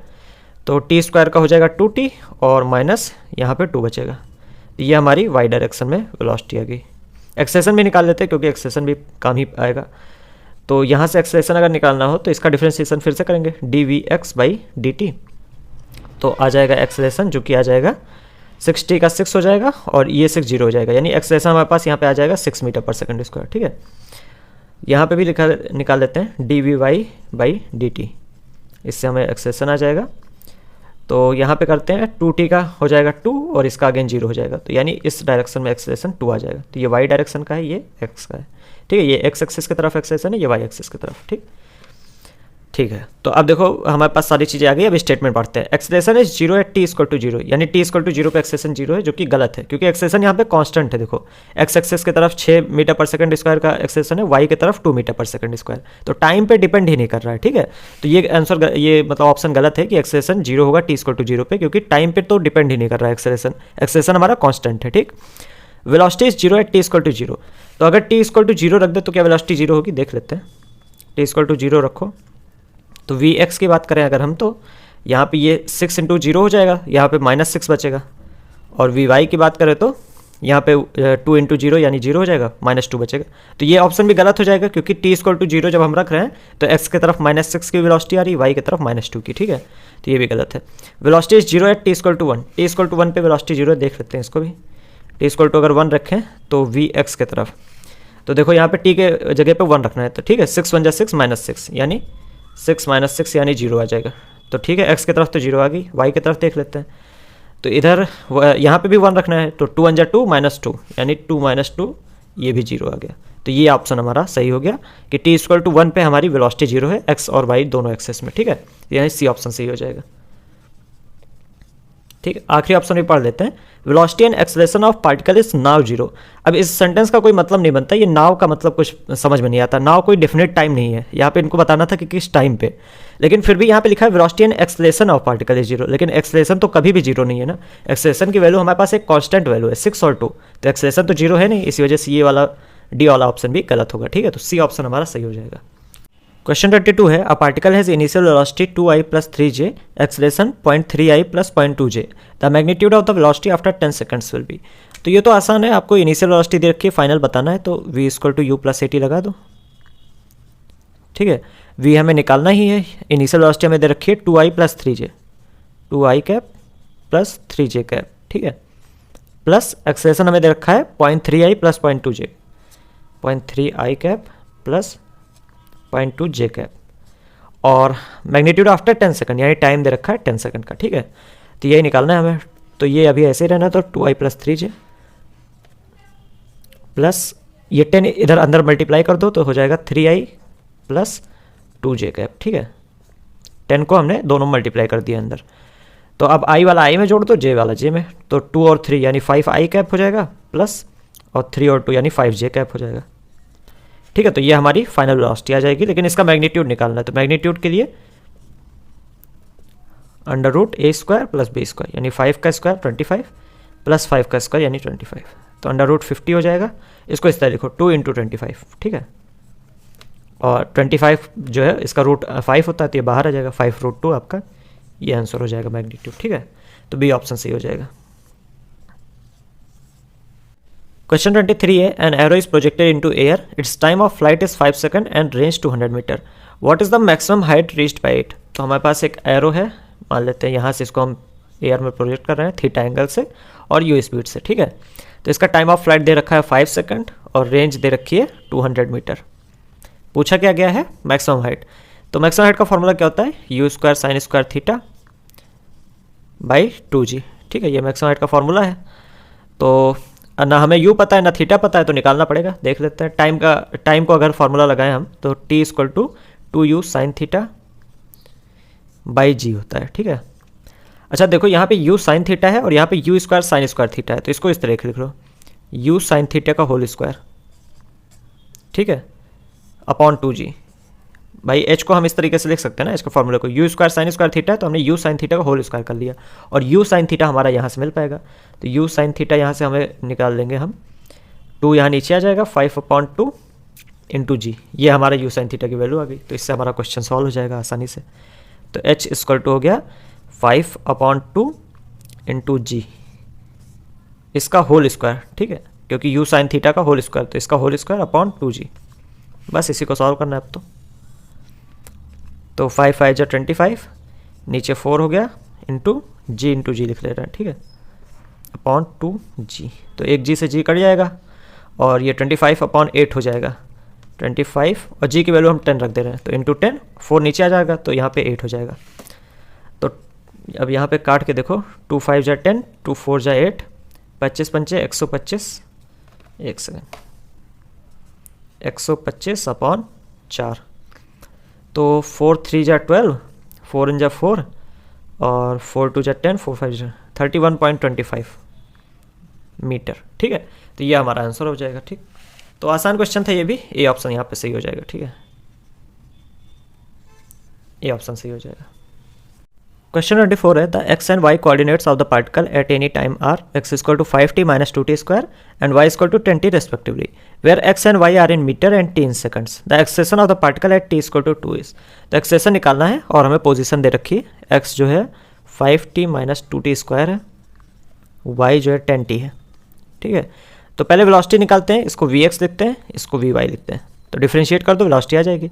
तो 5t में से सिर्फ 5 बचेगा और माइनस 2 2 जा 4,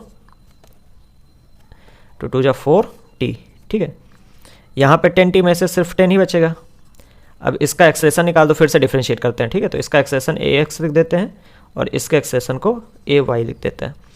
तो इसमें एक्सेलेरेशन निकालोगे, 5 का डिफ्रेंशिएशन 0 हो जाएगा, 4t में से सिर्फ 4 बचेगा, y में 10 का डिफ्रेंशिएशन 0 हो जाएगा, यानी y डायरेक्शन में एक्सेलेरेशन 0 है और x डायरेक्शन में acceleration 4 metre per second square का है, ठीक।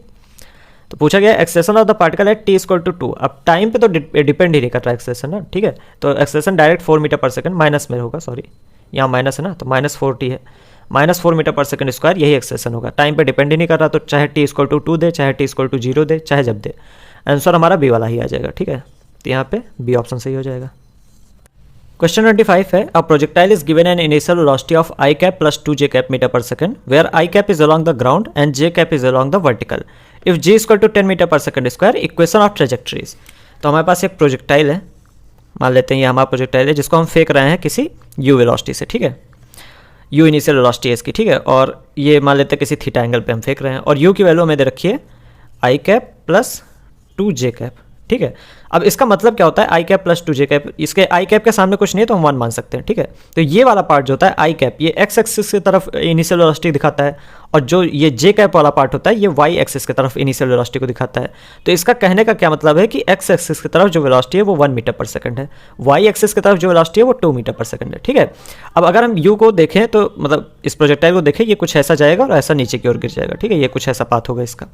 पूछा गया है इक्वेशन ऑफ ट्रेजेक्ट्री पूछा गया है, तो प्रोजेक्टाइल की जो इक्वेशन होती है ट्रेजेक्ट्री की, आपको याद होनी चाहिए, काफ़ी काम में आता है। ये होता है y equal to x tan theta minus half g x square upon u square cos square theta, ठीक है।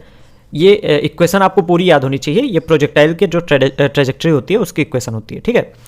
तो अब हमें ये देखते हैं, यू स्पीड से इसको हम फेंक रहे हैं, इसका कंपोनेंट अगर हम करें तो जो यू इस साइड कंपोनेंट आएगा यानी हॉरिजॉन्टल डायरेक्शन में, ये होगा यू कॉस थीटा, और इसकी वैल्यू हमें 1 दे रखी है, 1 यहाँ से हमने देखी, ठीक है, इसकी वैल्यू हमें 1 दे रखी है। वाई डायरेक्शन में इसका जो कंपोनेंट होगा वो होगा यू साइन थीटा, और इसकी वैल्यू हमें 2 दे रखी है, ठीक है। तो ये वाली 1 दे रखी है, ये 2 दे रखी है, ठीक है। अब हम यहाँ से टैन थीटा निकालेंगे, क्योंकि टैन थीटा हमें चाहिए और टैन थीटा के बिना हमारा मतलब क्वेश्चन होगा नहीं। तो टैन थीटा हम कैसे निकालेंगे, ये वाला वेक्टर जो है यू साइन थीटा वाला, उसको यहाँ पे आप ड्रॉ कर लो इस जगह पे, ठीक है, ये हमारा u sin थीटा वाला वेक्टर, इसकी वैल्यू 2 है, इस वाले वेक्टर की वैल्यू 1 है। अब हम इस तरह निकालेंगे tan theta equal to perpendicular upon base, ठीक है, ये आपको यहाँ पे निकालना होगा। तो tan थीटा बराबर परपेंडिकुलर, परपेंडिकुलर मतलब 2 अपॉन बेस, बेस मतलब 1, यानी tan थीटा की वैल्यू 2 आ गई, ठीक है, ये tan थीटा की हमारी वैल्यू आ गई। अब यहाँ पे रख देते हैं y equal to x tan theta 2 है तो यहाँ बेसिकली 2x हो जाएगा, माइनस हाफ g जो है इसका वैल्यू 10 रखना है, यहाँ पे ऑलरेडी दिया है 10 x square upon u square cos square theta, तो u कॉस थीटा 1 है, ठीक है, और ये पूरा बेसिकली है क्या, u कॉस थीटा का होल स्क्वायर है ना, तो ये यानी कि 1 का होल स्क्वायर, आपको बेसिकली 1 का स्क्वायर करना है, इसको लिख देते हैं एक बार, ठीक है, u कॉस थीटा का होल स्क्वायर, यही चीज़ तो बेसिकली यहाँ पे लिखा है, अगर ब्रैकेट आप खोलेंगे तो you square cos square theta हो जाएगा, और यू कॉस थीटा की वैल्यू हमें पता है ऑलरेडी 1 है, ठीक है। तो y equal to 2x minus 2 से इसको काट दो, 5 आ गया, 5x स्क्वायर अपॉन 1 का स्क्वायर, ठीक है, यू कॉस थीटा का स्क्वायर मतलब 1 का स्क्वायर, तो y equal to 2x minus 5x square, ये हमारा फाइनल वैल्यू हो जाएगी, इक्वेशन ऑफ ट्रेजेक्ट्री हो जाएगी, ठीक है। तो हमारे पास आंसर कौन सा आ जाएगा, क्या है, 2x minus 5x square, 2x minus 5 square B answer, ठीक है।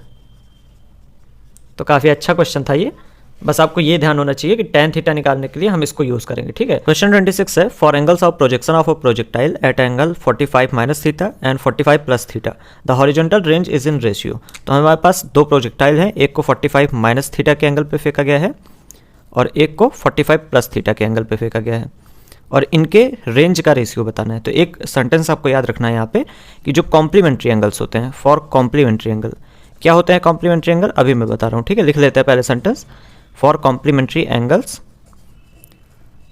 रेंज इज सेम, रेंज जो होती है कॉम्प्लीमेंट्री एंगल्स के लिए वो बराबर होती है, ठीक है। अब कॉम्प्लीमेंट्री एंगल्स क्या होते हैं, कॉम्प्लीमेंट्री एंगल्स मतलब ऐसे दो एंगल जिनको ऐड करने पे 90 आ जाए, ठीक है, जैसे 45 माइनस थीटा 45 प्लस थीटा, ये दोनों आप ऐड करेंगे तो 90 आ जाएगा। तो पहले मैं यहाँ पे लिख देता हूँ, मान लेते हैं एंगल ए है एक और एंगल बी है, इनको जोड़ने पे अगर 90 डिग्री आ जाए तो उसको हम कॉम्प्लीमेंट्री एंगल कहेंगे, ठीक है। तो कॉम्प्लीमेंट्री एंगल जो होते हैं उनके लिए रेंज सेम होती है। अब इन दोनों को जोड़ो, देखते हैं कितना आता है, ठीक है। तो 45 प्लस थीटा, इसमें हम जोड़ रहे हैं 45 माइनस थीटा को, ठीक है, तो थीटा माइनस थीटा ये कैंसिल हो जाएंगे और 45 प्लस 45 90 हो जाएगा, ठीक है। तो देख रहे हैं आप 90 डिग्री आ गया दोनों को जोड़ने पे। तो 90 डिग्री पे जो एंगल दो एंगल्स ऐसे जो कि जोड़ने पे 90 आ जाए, उनका जो रेंज होती है वो सेम होती है, ठीक है। तो इसी वजह से रेशियो हो जाएगा रेंज का बी वाला, यानी 1:1, तो आंसर बी आ जाएगा यहाँ पे। क्वेश्चन 27 है, a particle starting from the origin moves in a straight line in XY plane, its coordinates at a later time are √3,3, the path of the particle makes with the x axis an angle of। तो हमारे पास एक particle है जो कि XY axis में चल रहा है, ठीक है, ये x है और ये y है, और यहाँ से शुरू करता है 0,0 से, ठीक है, ओरिजिन से शुरू करता है। कुछ टाइम बाद देखा गया कि ये पार्टिकल जो है वो कोई √3,3 के कोऑर्डिनेट पे है, ठीक है। पूछा क्या गया है, the path of the particle makes with the x axis an angle of, तो ये पाथ जो है पार्टिकल का ये एक्स एक्सिस से कितना एंगल बनाता है, यानी ये थीटा पूछा गया है, ठीक है। तो ये तो आसान है, √3,3 मतलब ये वाला एक्स है, ये वाई है, तो एक्स के पार्ट में √3 वाली डिस्टेंस है, इसको यहाँ से हटा देते हैं, यहाँ से यहाँ तक की डिस्टेंस कितनी है √3, और वाई के पार्ट में 3 डिस्टेंस है, तो ये वाली डिस्टेंस जो है ये 3, ठीक है, ये 3 है और ये √3 है। tan थीटा निकाल लो, tan थीटा क्या हो गया, परपेंडिकुलर अपॉन बेस, यानी 3/√3, ऊपर नीचे √3 से मल्टीप्लाई कर दो, तो ये √3 मल्टीप्लाई होंगे 3 हो जाएगा, तो ये और ये कट जाएगा, यानी √3 बचेगा। tan थीटा बराबर √3, यानी थीटा बराबर 60 डिग्री, ठीक है। तो मतलब tan थीटा की वैल्यू जो होती है 60 डिग्री पे √3 होती है, तो थीटा बराबर 60 डिग्री, यही आंसर हो जाएगा आपका। तो बी ऑप्शन सही हो जाएगा। क्वेश्चन 28 है, a particle of mass m is projected with velocity v making an angle of 45 degree with the horizontal, when the particle lands on ground the magnitude of change in its momentum will be. तो हमारे पास एक particle है जिसको हम ऐसे फेंक रहे हैं, ठीक है, v वेलोसिटी से, और 45 डिग्री के एंगल पे, ठीक है। तो ये एंगल 45 डिग्री है, तो ये ऐसे कुछ ऊपर की ओर जाएगा, फिर उसके बाद वापस आ जाएगा, ठीक है, कुछ ऐसा पाथ होगा इसका। अब बोला जा रहा है जब ये पार्टिकल गिरेगा तो चेंज इन मोमेंटम निकालो, चेंज इन इट्स मोमेंटम, जिस समय पे ये गिरेगा, ठीक है। तो ये v स्पीड से फेंका गया था, और जब गिरेगा तो इसकी स्पीड v ही होगी, कुछ इस डायरेक्शन पे, ठीक है, डायरेक्शन अलग होगी लेकिन मैग्नीट्यूड सेम होगा, ठीक है। और ये वाला एंगल भी 45 डिग्री हमारा होगा, ठीक। क्योंकि सेम लाइन पे है, इसी लाइन पे ये वाला एंगल भी 45 डिग्री का होगा। अब इसका कंपोनेंट करते हैं, v इस साइड को कंपोनेंट आ जाएगा v cos 45 और इधर की ओर कंपोनेंट आ जाएगा हमारा v sin 45। ठीक है, ये दोनों हमारा कंपोनेंट हो गया, इधर cos 45 का, इधर sin 45 का। ऐसे इसका भी कंपोनेंट करो, इसका कंपोनेंट इधर आ जाएगा v cos 45 और इस साइड की ओर आ जाएगा v sin 45। ठीक, अब इसका मास दे रखा है, मास m दे रखा है। ठीक है, ये जो पार्टिकल हमने फेंका है इसका मास m दे रखा है। अब एक चीज़ ध्यान से देखो, अगर मास यहाँ पे m है, ठीक है, और हॉरिजॉन्टल डायरेक्शन में v cos 45 स्पीड है इसकी। फाइनल देखते हैं, फाइनल पे भी मास m ही रहेगा, मास तो बदलेगा नहीं, जितना मास पहले था उतना ही है। और स्पीड हॉरिजॉन्टल डायरेक्शन में अभी भी v cos 45 है, यानी हॉरिजॉन्टल डायरेक्शन में चेंज इन मोमेंटम 0 होगा। क्यों? क्योंकि जितना मास पहले था, जितनी स्पीड पहले थी, उतना ही मास उतनी ही स्पीड अब भी है। क्योंकि देखो जो ये होता है मोमेंटम होता है, ये मास इंटू वेलोसिटी होता है, तो ना मास चेंज हुआ ना वेलोसिटी चेंज हुई, इसीलिए हॉरिजॉन्टल डायरेक्शन में चेंज इन मोमेंटम 0 होगा। ठीक है, यानी हमें निकालना किस डायरेक्शन का है? वर्टिकल डायरेक्शन में। हॉरिजॉन्टल वाले केस में 0 है। ठीक है, तो वर्टिकल वाले का हम कर लेते हैं, तो हम लिख लेते हैं change in momentum equal to p final minus p initial. Final speed क्या है? v sin 45, क्योंकि नीचे की ओर है तो हम इसको माइनस मान ले रहे हैं। ठीक है, नीचे की मतलब डायरेक्शन जो है वो नीचे की ओर है तो निगेटिव मान ले रहे हैं इसको, तो माइनस एम वी साइन 45। ठीक, साइन डिग्री हटा दे रहे हैं, साइन 45। ठीक है, अब ये फाइनल हो गई, ये फाइनल हो गई। अब इनिशियल लिख देते हैं, इनिशियल क्या है? v sin 45, ऊपर की ओर है तो पॉजिटिव ही डायरेक्शन रहेगी, तो एम वी साइन 45। ठीक, यानी minus 2 m v sine 45, sine 45 की वैल्यू रख दो, माइनस 2 एम वी और 1/√2। ठीक है, ऊपर नीचे 1/√2 से मल्टीप्लाई कर दो तो ये हो जाएगा माइनस √2 एम वी। ठीक है, ऊपर नीचे √2 से मल्टीप्लाई अगर आप करोगे तो √2 और √2 दोनों मिलकर 2 को कैंसिल कर देंगे, ऊपर √2 बचेगा। ठीक है, तो माइनस √2 एम वी। ठीक है, ये हमारा आ गया चेंज इन मोमेंटम, तो mv√2 यही आंसर हो जाएगा। अब क्योंकि यहाँ पे सिर्फ मैग्नीट्यूड बताना है, इसी वजह से नेगेटिव साइन इन्होंने नहीं लिखा है। ठीक है, तो सिर्फ मैग्नीट्यूड बताना है, इसीलिए हम mv√2 लिख दे रहे हैं। ठीक है, तो यहाँ आंसर ए हो जाएगा, और अगर डायरेक्शन देखना है तो नेगेटिव आएगा। ठीक है, नेगेटिव √2 mv। ठीक, क्वेश्चन 29 है, a body is projected horizontally with a velocity of 4√2 metre per second. The velocity of the body after 0.7 seconds will be nearly. तो एक बॉडी है, मान लेते हैं ये बॉडी है, इसको हॉरिजॉन्टली फेंका जा रहा है सीधा एकदम 4√2 मीटर पर सेकंड से। ठीक है, हॉरिजॉन्टली।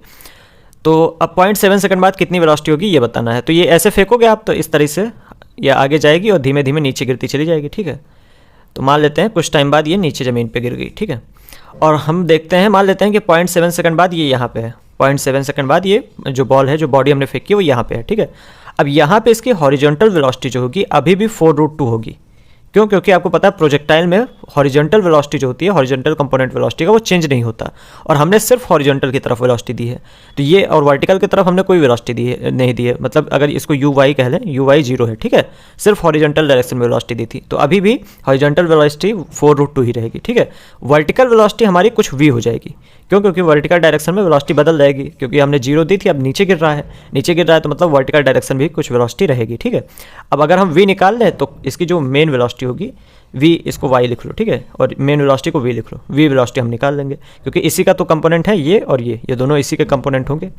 अब इसको कैसे निकालेंगे? तो न्यूटन लॉ लगा दो। ठीक है, इसमें लगाओ, फर्स्ट इक्वेशन अगर लगाएं तो v = u + at। अब v तो हमें पता नहीं है, u हमने 0 है। u क्यों 0 है? हम वर्टिकल डायरेक्शन की बात कर रहे हैं, याद रखिएगा, यहाँ पे ओनली इन वर्टिकल डायरेक्शन लिख देते हैं। ठीक है, ओनली इन वर्टिकल, सिर्फ वर्टिकल डायरेक्शन की बात हो रही है, तो u वर्टिकल डायरेक्शन में 0 है। ठीक, प्लस a की जगह पे g होगा, g की वैल्यू 10 ले रहे हैं, और टाइम जो है हमें 0.7 सेकंड दिया गया है, यानी v की वैल्यू आ गई 7। ठीक है, तो ये हमारी vy की वैल्यू, vy लिख लो, यानी vy की वैल्यू हमारी सिर्फ 7 मीटर पर सेकंड की आ गई vy की वैल्यू। अब इन दोनों को मिला दो तो हमारी वेलोसिटी आ जाएगी, तो v = √4√2 का स्क्वायर, जो कि हो जाएगा, अच्छा लिख लेते हैं, 4√2 का होल स्क्वायर प्लस 7 का स्क्वायर।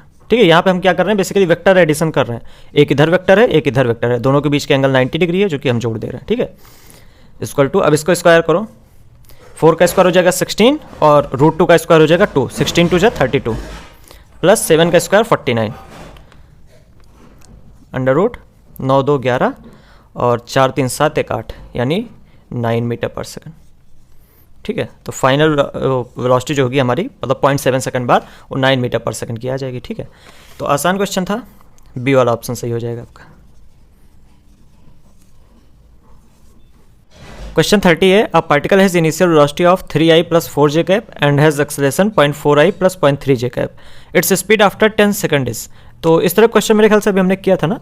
यहाँ पे आपको फर्स्ट इक्वेशन लगाना है, v = u + 80, v हमें निकालना है और u हमें दे रखा है 3i + 4j cap, 3i cap + 4j cap plus acceleration हमें दे रखा है 0.4i + 0.3j cap, 0.4i cap + 0.3j cap और टाइम दे रखा है 10 सेकंड। ठीक है, तो ये हो गया 3i cap + 4j cap plus आप 10 अंदर मल्टीप्लाई कर देंगे तो ये 4i कैप हो जाएगा, 0.3j कैप होगा, सॉरी मतलब 3j कैप हो जाएगा, 4i कैप + 3j कैप। ठीक है, तो अब इन दोनों को ऐड कर दो, 3i कैप 4i कैप यानी 7i cap plus 4j cap और 3j कैप यानी 7j कैप। ये हमारी वेलोसिटी आ गई। ठीक है, यानी ये वेक्टर आया है, अब हमने मैग्नीट्यूड निकालना है क्योंकि यहाँ मैग्नीट्यूड दिया है, तो मैग्नीट्यूड हो जाएगा 7 का स्क्वायर + 7 का स्क्वायर यानी अंडर रूट 49 + 49, इसको ऐसे लिख लो अंडर रूट 49 × 2 यानी 49 बाहर आ जाएगा, 7 का रूट होता है ना, 7 का स्क्वायर होता है ना और √2 अंदर ही रह जाएगा, तो 7 √2 आपका आंसर आ जाएगा। तो बी ऑप्शन सही हो जाएगा। यह अभी हमने पहले भी किया था ना, यूनिट चेंज थी मतलब न्यूमेरिकल वैल्यू चेंज थी, बाकी क्वेश्चन यही था। 31 क्वेश्चन है, the speed of a projectile at its maximum height is half of its initial speed, the angle of projection is. तो हमारे पास एक प्रोजेक्टाइल है, इसको हमने ऐसे कुछ फेंका होगा और ये मैक्सिमम हाइट तक जाके फिर उसके बाद वापस आ गया होगा। ठीक है, अब जो मैक्सिमम हाइट है यहाँ पे स्पीड क्या बताया गया है, maximum height is half of its initial speed, तो इनिशियल स्पीड मान लेते हैं u है और यहाँ पे इसकी स्पीड u/2 है। The angle of projection is, तो यहाँ पे आपको पता होना चाहिए मैक्सिमम हाइट पे जो स्पीड होती है वो सिर्फ हॉरिजॉन्टल डायरेक्शन में रह जाती है, यानी कि जो u/2 दिया है ये एक्चुअली u cos थीटा है। ठीक है, अगर इनिशियल स्पीड u है तो u cos थीटा स्पीड मतलब हॉरिजॉन्टल डायरेक्शन में रह जाती है सिर्फ। ठीक है, तो मैक्सिमम हाइट पे वर्टिकल डायरेक्शन में कोई स्पीड नहीं रहती। अब यही आपको इक्वल कर देना है, जो u/2 है इसको इक्वल कर देना है u cos थीटा के, u से u कट जाएगा यानी cos थीटा बराबर 1/2 यानी कि थीटा बराबर 60 डिग्री। तो ये तो काफ़ी आसान था, ए ऑप्शन सही हो जाएगा। 32 question, two projectiles of same mass have their maximum kinetic energies in the ratio 4:1 and ratio of their maximum height is also 4:1, then what is ratio of their ranges. तो दो projectile हमारे पास, मान लेते हैं एक ये है जिसको हमने θ1 पे फेंका, ठीक है θ1 एंगल पे, और मान लेते हैं ये हमारा दूसरा प्रोजेक्टाइल है जिसको हमने θ2 एंगल पे फेंका। ठीक है, तो ये भी ऐसे कुछ इसका भी कुछ ऐसा पाथ होगा। ठीक है, अब बोला गया है ratio of their maximum kinetic energies is 4:1। Maximum kinetic energy कब होगी, जहाँ पे स्पीड मैक्सिमम होगी। सबसे ज़्यादा स्पीड कहाँ पे होगी, इनिशियल स्पीड सबसे ज़्यादा होगी, या कह लीजिए जहाँ पे ये गिरेगा, जिस पॉइंट पे ये गिरेगा उस जगह पे स्पीड ज़्यादा होगी। ठीक है, तो इनिशियल स्पीड हम यहाँ पे मान लेते हैं u1, इसकी मान लेते हैं u2। ठीक है, और अब हम काइनेटिक एनर्जी का रेशियो लिख लेते हैं हाफ m v1², v की जगह पे u1 लिखते हैं, पहले वाले के लिए u1², दूसरे वाले के लिए हाफ m u2 का स्क्वायर इक्वल टू 4:1। ठीक है, हाफ तो कट ही जाएगा और मास सेम है, देखिए सेम मास है तो मास सेम है तो ये भी कट जाएगा, यानी u1 का स्क्वायर अपॉन u2 का स्क्वायर इक्वल टू 4:1। ये हमारे पास आ गया स्पीड के बीच में रिलेशन। ठीक है, इसको ऐसे ही रहने दो।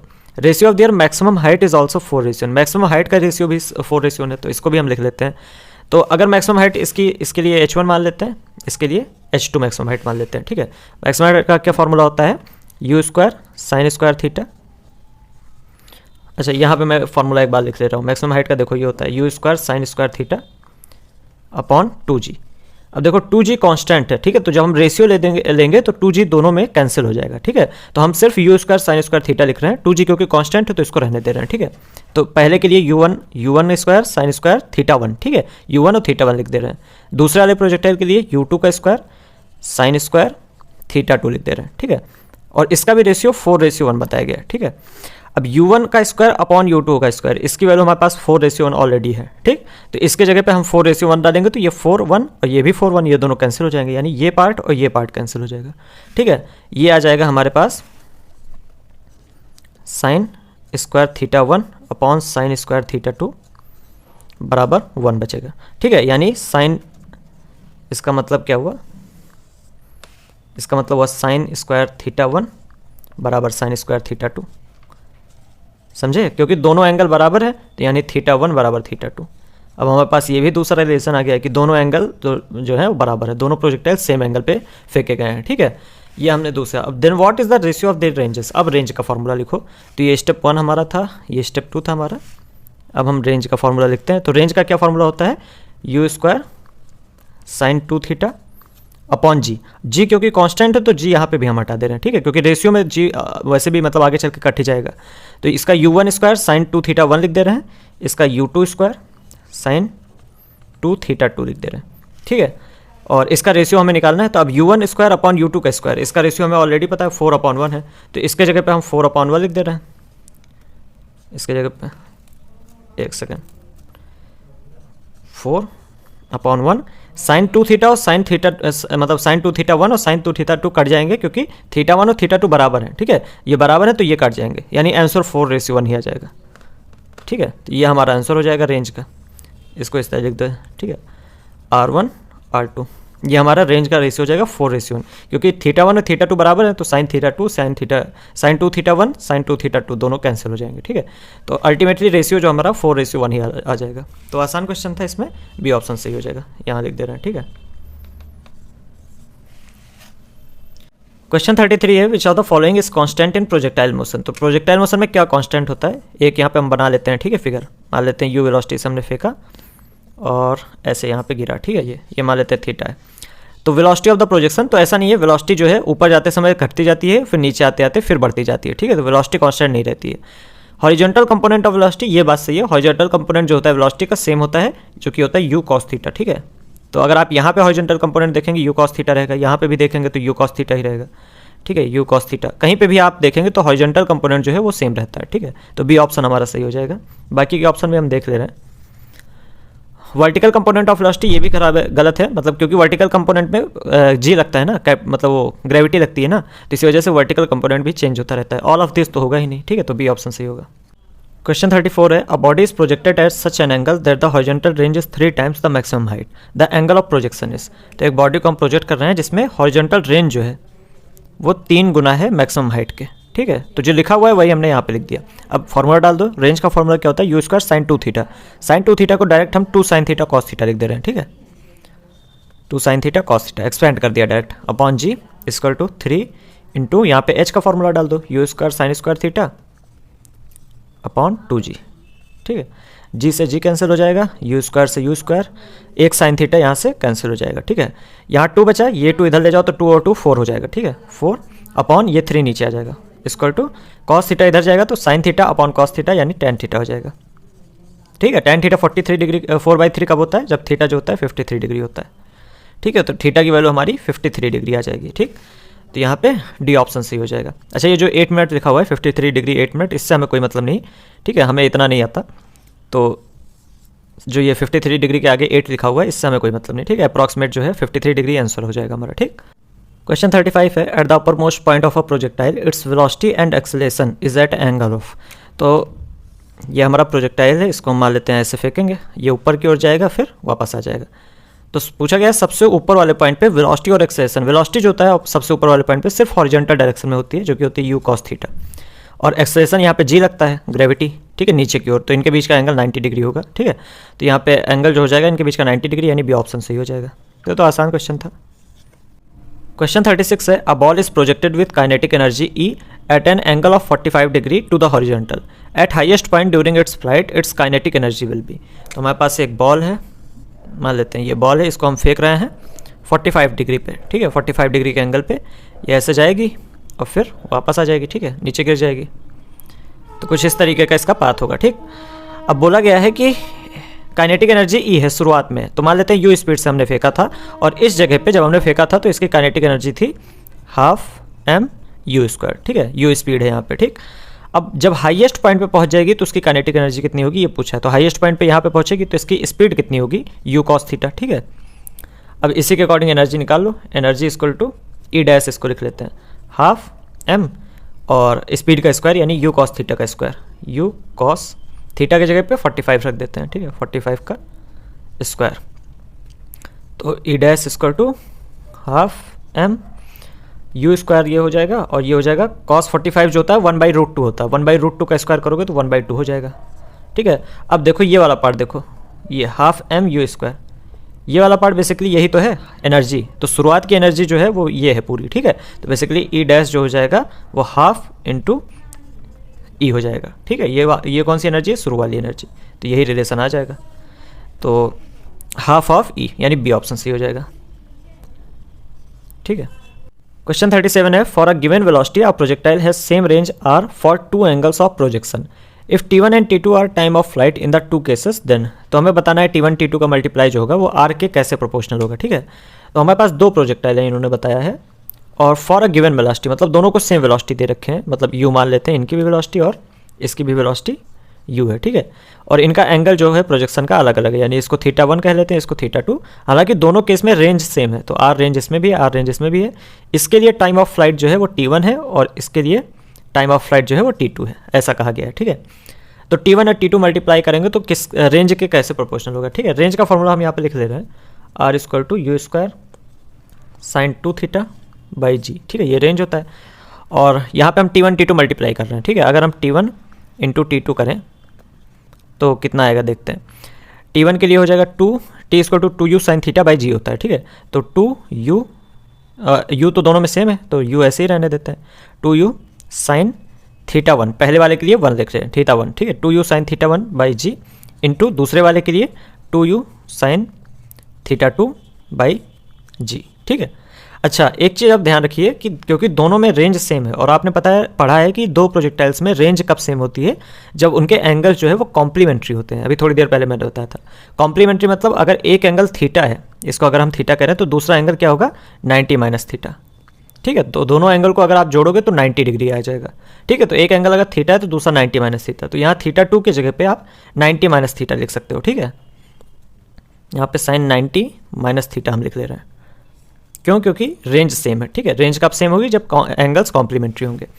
अब इसको मल्टीप्लाई करते हैं तो 2u मल्टीप्लाई हो जाएगा, ये 2 से 2 मल्टीप्लाई करो 4, u स्क्वायर हो जाएगा, साइन θ1 ऐसे ही रहने दो, और साइन 90 माइनस थीटा जो होता है कॉस थीटा होता है, ठीक है। तो यहाँ पे कॉस थीटा आ जाएगा, ठीक है।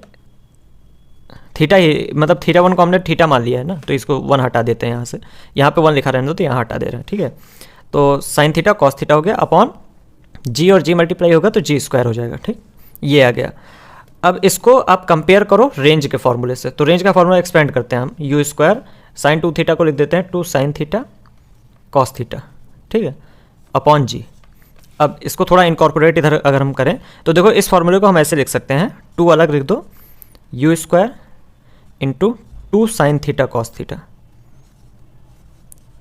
ये हमने क्या किया, 4 को जो है 2 और 2 में मतलब अलग अलग कर दिया, एक 2 हमने यहाँ लिख दिया, एक 2 यहाँ पे हमने लिख दिया, और यू स्क्वायर तो ही है अपॉन ये जी स्क्वायर जो लिखा हुआ है इसको हमने जी इंटू जी वापस ऐसे लिख दिया, ठीक है। अब देखो U square 2 sine theta cos theta upon G, U square 2 sine theta cos theta upon G, यही तो रेंज है। तो बेसिकली ये वाला पार्ट जो है हमारा, ये वाला, ये हमारा आर है, यानी कि ये आ गया 2 इंटू आर बाई जी, ठीक है। तो T1 T2 की जो T1 T2 का जो प्रोडक्ट है वो आ रहा है 2 इंटू आर बाई जी, यानी T1 T2 is directly proportional to R, ठीक है। तो इस तरीके से आपको ये क्वेश्चन करना था, ठीक है। बेसिकली आपको T1 T2 मल्टीप्लाई कर देना था और उसको थोड़ा फॉर्मूले के हिसाब से इनकॉर्पोरेट कर देना था, आंसर आ जाता। और ये कॉन्सेप्ट जरूर याद रखिएगा, रेंज क्योंकि सेम आ रही है और एक ही प्रोजेक्टाइल है भाई, यू भी सेम है, ठीक है, और रेंज भी सेम है, तो इसी वजह से जो यहाँ पे थीटा होगा उसका और इसका दोनों का ऐड करेंगे तो 90 डिग्री आएगा, यानी कॉम्प्लीमेंट्री एंगल्स होंगे, ठीक है। तो आंसर कौन सा आ जाएगा हमारा, T1 T2 is directly proportional to R, यानी बी ऑप्शन, ठीक है, यहाँ पे लिख दे रहे हैं। क्वेश्चन 38 है, the coordinates of a moving particle at any time t is given by x equal to alpha t cube and y equal to beta t cube. The speed of the particle at time t is given by, तो हमें position दे रखी है और velocity निकालनी है, speed निकालनी है, ठीक है। तो x की पोजीशन दे रखी है अल्फा टी क्यूब, अगर हम इसको डिफ्रेंशिएट करेंगे तो वेलोसिटी मिल जाएगी, यानी dx/dt करो, हमें वेलोसिटी मिल जाएगी x डायरेक्शन में, ठीक है। तो डिफ्रेंशिएशन में 3 आगे आ जाएगा, 3 अल्फा टी स्क्वायर हो जाएगा, 3 अल्फा टी स्क्वायर, ठीक है। तो ये एक्स की तरफ वेलोसिटी आ गई, y की तरफ पोजीशन दे रखी है बीटा टी क्यूब, इसको डिफ्रेंशिएट करो dy/dt, तो y एक्सेस की तरफ हमारी जो वेलोसिटी है वो आ जाएगी, 3 अगेन आगे आ जाएगा, 3 बीटा टी स्क्वायर हो जाएगा, ठीक है। तो ये हमारी एक्स एक्सिस में वेलोसिटी है, ये y एक्सिस में। अब इसका क्योंकि वो निकालना है, स्पीड निकालना है, तो इसको मतलब जो स्पीड होगी इसको इस तरीके से लिख लो, ये हो जाएगी अंडर रूट इसका स्क्वायर प्लस इसका स्क्वायर, तो 3 अल्फ़ा टी स्क्वायर इसका पूरे का square plus 3 beta T square इसका पूरे का स्क्वायर, ठीक है। तो ये हो जाएगा under root 9 alpha square T की power 4 plus 9 beta square T की पावर 4, ठीक है। तो इसमें से देखो कुछ चीज़ें कॉमन ले लेते हैं तो आसान हो जाएगा देखना, इन दोनों में से हम कॉमन ले रहे हैं, 9 को कॉमन ले सकते हैं और टी की पावर 4 को कॉमन ले लेंगे। तो 9 और टी की पावर 4 कॉमन ले लिए, यहाँ पे अल्फ़ा स्क्वायर बचा प्लस यहाँ पे बीटा स्क्वायर बचा, ठीक। अब अंडर रूट 9 को आप बाहर ले जाओगे 9 का तो 3 हो जाएगा, ठीक है।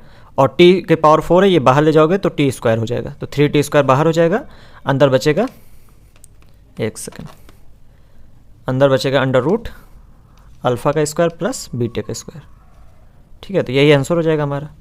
ये तो आसान था, बेसिक डिफ्रेंशिएशन करना था, जी 2003 का क्वेश्चन था। तो 3t square alpha square plus beta, यानी बी ऑप्शन सही हो जाएगा। क्वेश्चन 39 है, a projectile is projected with kinetic energy K, if it has maximum possible range then the kinetic energy at highest point will be. तो एक projectile है जिसको हम यहाँ से मान लेते हैं फेंक रहे हैं, और ये एक मैक्सिमम हाइट तक जाएगा, फिर उसके बाद वापस आ जाएगा, ठीक है। अब बताया क्या जा रहा है, काइनेटिक एनर्जी इसकी के है, जब यहाँ से फेंका गया है तो इसकी काइनेटिक एनर्जी के है, जो कि हाफ एम मान लेते हैं यू स्पीड से फेंका गया, ठीक है। तो हाफ एम यू स्क्वायर हो जाएगी। It has maximum possible range, इसकी रेंज जो है वो मैक्सिमम है, और मैक्सिमम रेंज कब आती है, जब थीटा 45 डिग्री होता है। तो यानी कि हम 45 डिग्री पे फेंक रहे हैं, ये हमें पता चल गया, क्योंकि रेंज मैक्सिमम है, ठीक है। Kinetic energy at highest point, ये तो आसान है, हाईएस्ट पॉइंट पे स्पीड क्या रह जाती है, यू कॉस थीटा। तो ये तो ऑलरेडी हम निकाल चुके हैं, आधी आएगी ना, 0.5 फिर से निकाल देते हैं। देखो तो मान लेते हैं यहाँ पे एनर्जी ई डैश है, ठीक है, E dash equal to half M, और यहाँ की स्पीड यू कॉस थीटा है, तो यू कॉस थीटा का स्क्वायर, थीटा यहाँ पे 45 डिग्री है, यहीं पे डाल देते हैं डायरेक्ट 45 डिग्री का स्क्वायर, ठीक है। तो ये हो गया half m u square, cos 45 degree 1/√2 होता है, 1/√2 का स्क्वायर करोगे तो 1/2 आ जाएगा। अब ये जो है हाफ एम यू स्क्वायर, ये इनिशियल काइनेटिक एनर्जी थी, ठीक है। तो ये हो गया ई इंटू हाफ, यानी जो टॉप पॉइंट पे मतलब काइनेटिक एनर्जी है वो पहले वाले के आधी है, ठीक है। तो 0.5 इसको इस तरह लिख सकते हो, 0.5 ई, ठीक है। तो ई डैश जो है वो हमारी आधी है। तो ये तो ऑलरेडी हो चुका था क्वेश्चन, नीट में भी देखिए, अब ये जेई का क्वेश्चन है और नीट में रिपीट हो चुका है, बस ऑप्शन थोड़ा अलग अलग तरीके से दिया है, यहाँ पे 0.5 दिया है, वहाँ पे 1/2 दिया था, ठीक है। तो बी ऑप्शन हो जाएगा यहाँ पे। तो अब हम आ गए आखिरी क्वेश्चन पे, 40 question. A ball is thrown from a point with a speed v0 at an angle of projection theta from the same point and at the same instant a person starts running with a constant speed v0/2 to catch the ball, ठीक है। Will the person be able to catch the ball, if yes what should be angle of projection. JEE 2007 का question है, काफ़ी बढ़िया question है। तो देखो बताया क्या, पहले पूछा गया है, ये चीज़ समझ लेते हैं, ठीक है। क्वेश्चन क्या पूछा है, हमने यहाँ से एक बॉल फेंकी, ठीक है, और ये हमने v0 स्पीड से फेंकी थीटा एंगल पे, ठीक। अब ये बॉल ऐसे जाएगी और किसी एक टाइम t बाद यहाँ पे ऐसे गिर जाएगी, ठीक है। इसी समय पे, जिस समय इस बॉल को फेंका गया, उसी समय पे यहाँ पे एक आदमी था जो कि यहाँ से दौड़ना शुरू किया v0/2 स्पीड से, कांस्टेंट स्पीड से, ठीक है, v0/2 स्पीड से, और ये दौड़ते दौड़ते यही बॉल को पकड़ने के लिए आगे बढ़ रहा है, ठीक है। अब पूछा क्या गया है, ये पर्सन इस बॉल को अगर पकड़ पाएगा कि नहीं पकड़ पाएगा। पहला क्वेश्चन तो ये है, पकड़ेगा कि नहीं पकड़ेगा। अगर पकड़ेगा तो किस एंगल पे इसको थ्रो करना चाहिए, कि थीटा जो है ये कितना होना चाहिए कि v0/2 से अगर ये आदमी दौड़े तो इसको पकड़ ले बॉल को, ठीक है। तो ये आपका क्वेश्चन है। तो और क्वेश्चन में इसका आंसर भी बहुत ही सिंपल सा है। आंसर क्या है, जिस स्पीड से हम बॉल फेंकेंगे, जिस भी एंगल पे फेंकेंगे, अगर बॉल इस जगह पे और ये इंसान इस जगह पे एक ही टाइम पे पहुंचेगा तो ये बॉल जो है इंसान कैच कर लेगा। भाई एक ही टाइम पे पहुंचना चाहिए ना, मान लीजिए बॉल आधे घंटे पहले पहुंच गई और इंसान आधे घंटे बाद पहुंच रहा, तो बॉल कैसे कैच होगी। तो जब बॉल पहुँचे, जिस समय पर बॉल यहाँ पे पहुँचे उसी समय इंसान भी यहाँ पे पहुँचना चाहिए। यानी इंसान को यहाँ से यहाँ तक जाने में अगर टी टाइम लग रहा है तो बॉल को भी यहाँ से यहाँ तक जाने में टी टाइम लगना चाहिए, यानी टाइम पीरियड टी होना चाहिए, ठीक है। और इसी का फ़ायदा हम उठाएंगे, यही को यूज़ करके हम आंसर निकाल लेंगे। तो टी इसके लिए और इसके लिए इक्वल होना चाहिए। इसको T1 लिख देते हैं, इसको T2 लिख देते हैं, ठीक। तो T1 इक्वल टू T2 होना चाहिए अगर बॉल को कैच करना है। T1 क्या है हमारा, इस आदमी का टाइम। इस आदमी का टाइम कैसे निकालोगे, कांस्टेंट स्पीड है, speed equal to distance upon time आपने पढ़ा है, इसको v लिख लो, ठीक है, नहीं तो आप कंफ्यूज हो गए। Speed equal to distance upon time, speed दे रखी है v0/2, तो v0/2। डिस्टेंस जो है वो बेसिकली रेंज है, हमारी रेंज ही तो है, यहाँ से यहाँ तक की जो रेंज है वही तो डिस्टेंस है। तो डिस्टेंस की जगह पे रेंज लिख लो और टाइम जो है उसको T1 लिख लो, यानी T1 की वैल्यू आ गई 2 × R अपॉन v0, ठीक है। ये हमारी T1 की वैल्यू आ गई, ठीक। इसको इससे साइड में कर देते हैं। तो T1 की वैल्यू हमारी कितनी है, 2R अपॉन v0, R यहाँ पे रेंज है।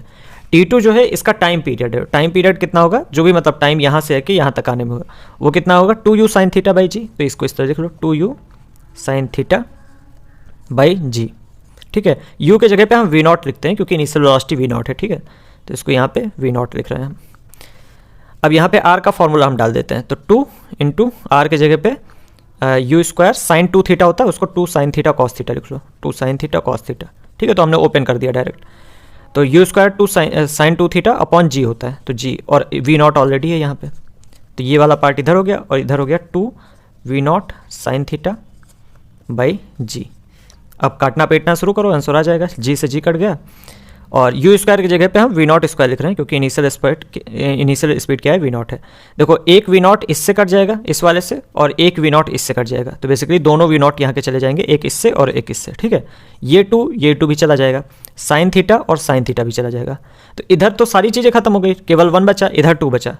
2 cos θ बराबर 1, यानी cos θ बराबर 1/2, यानी थीटा इक्वल टू 60 डिग्री, ठीक। तो काफ़ी आसान क्वेश्चन, बस क्वेश्चन देखने में बड़ा है।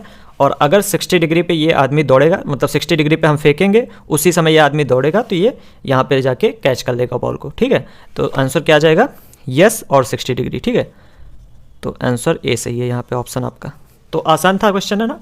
और ये JEE 2007 का क्वेश्चन था, काफ़ी अच्छा क्वेश्चन था।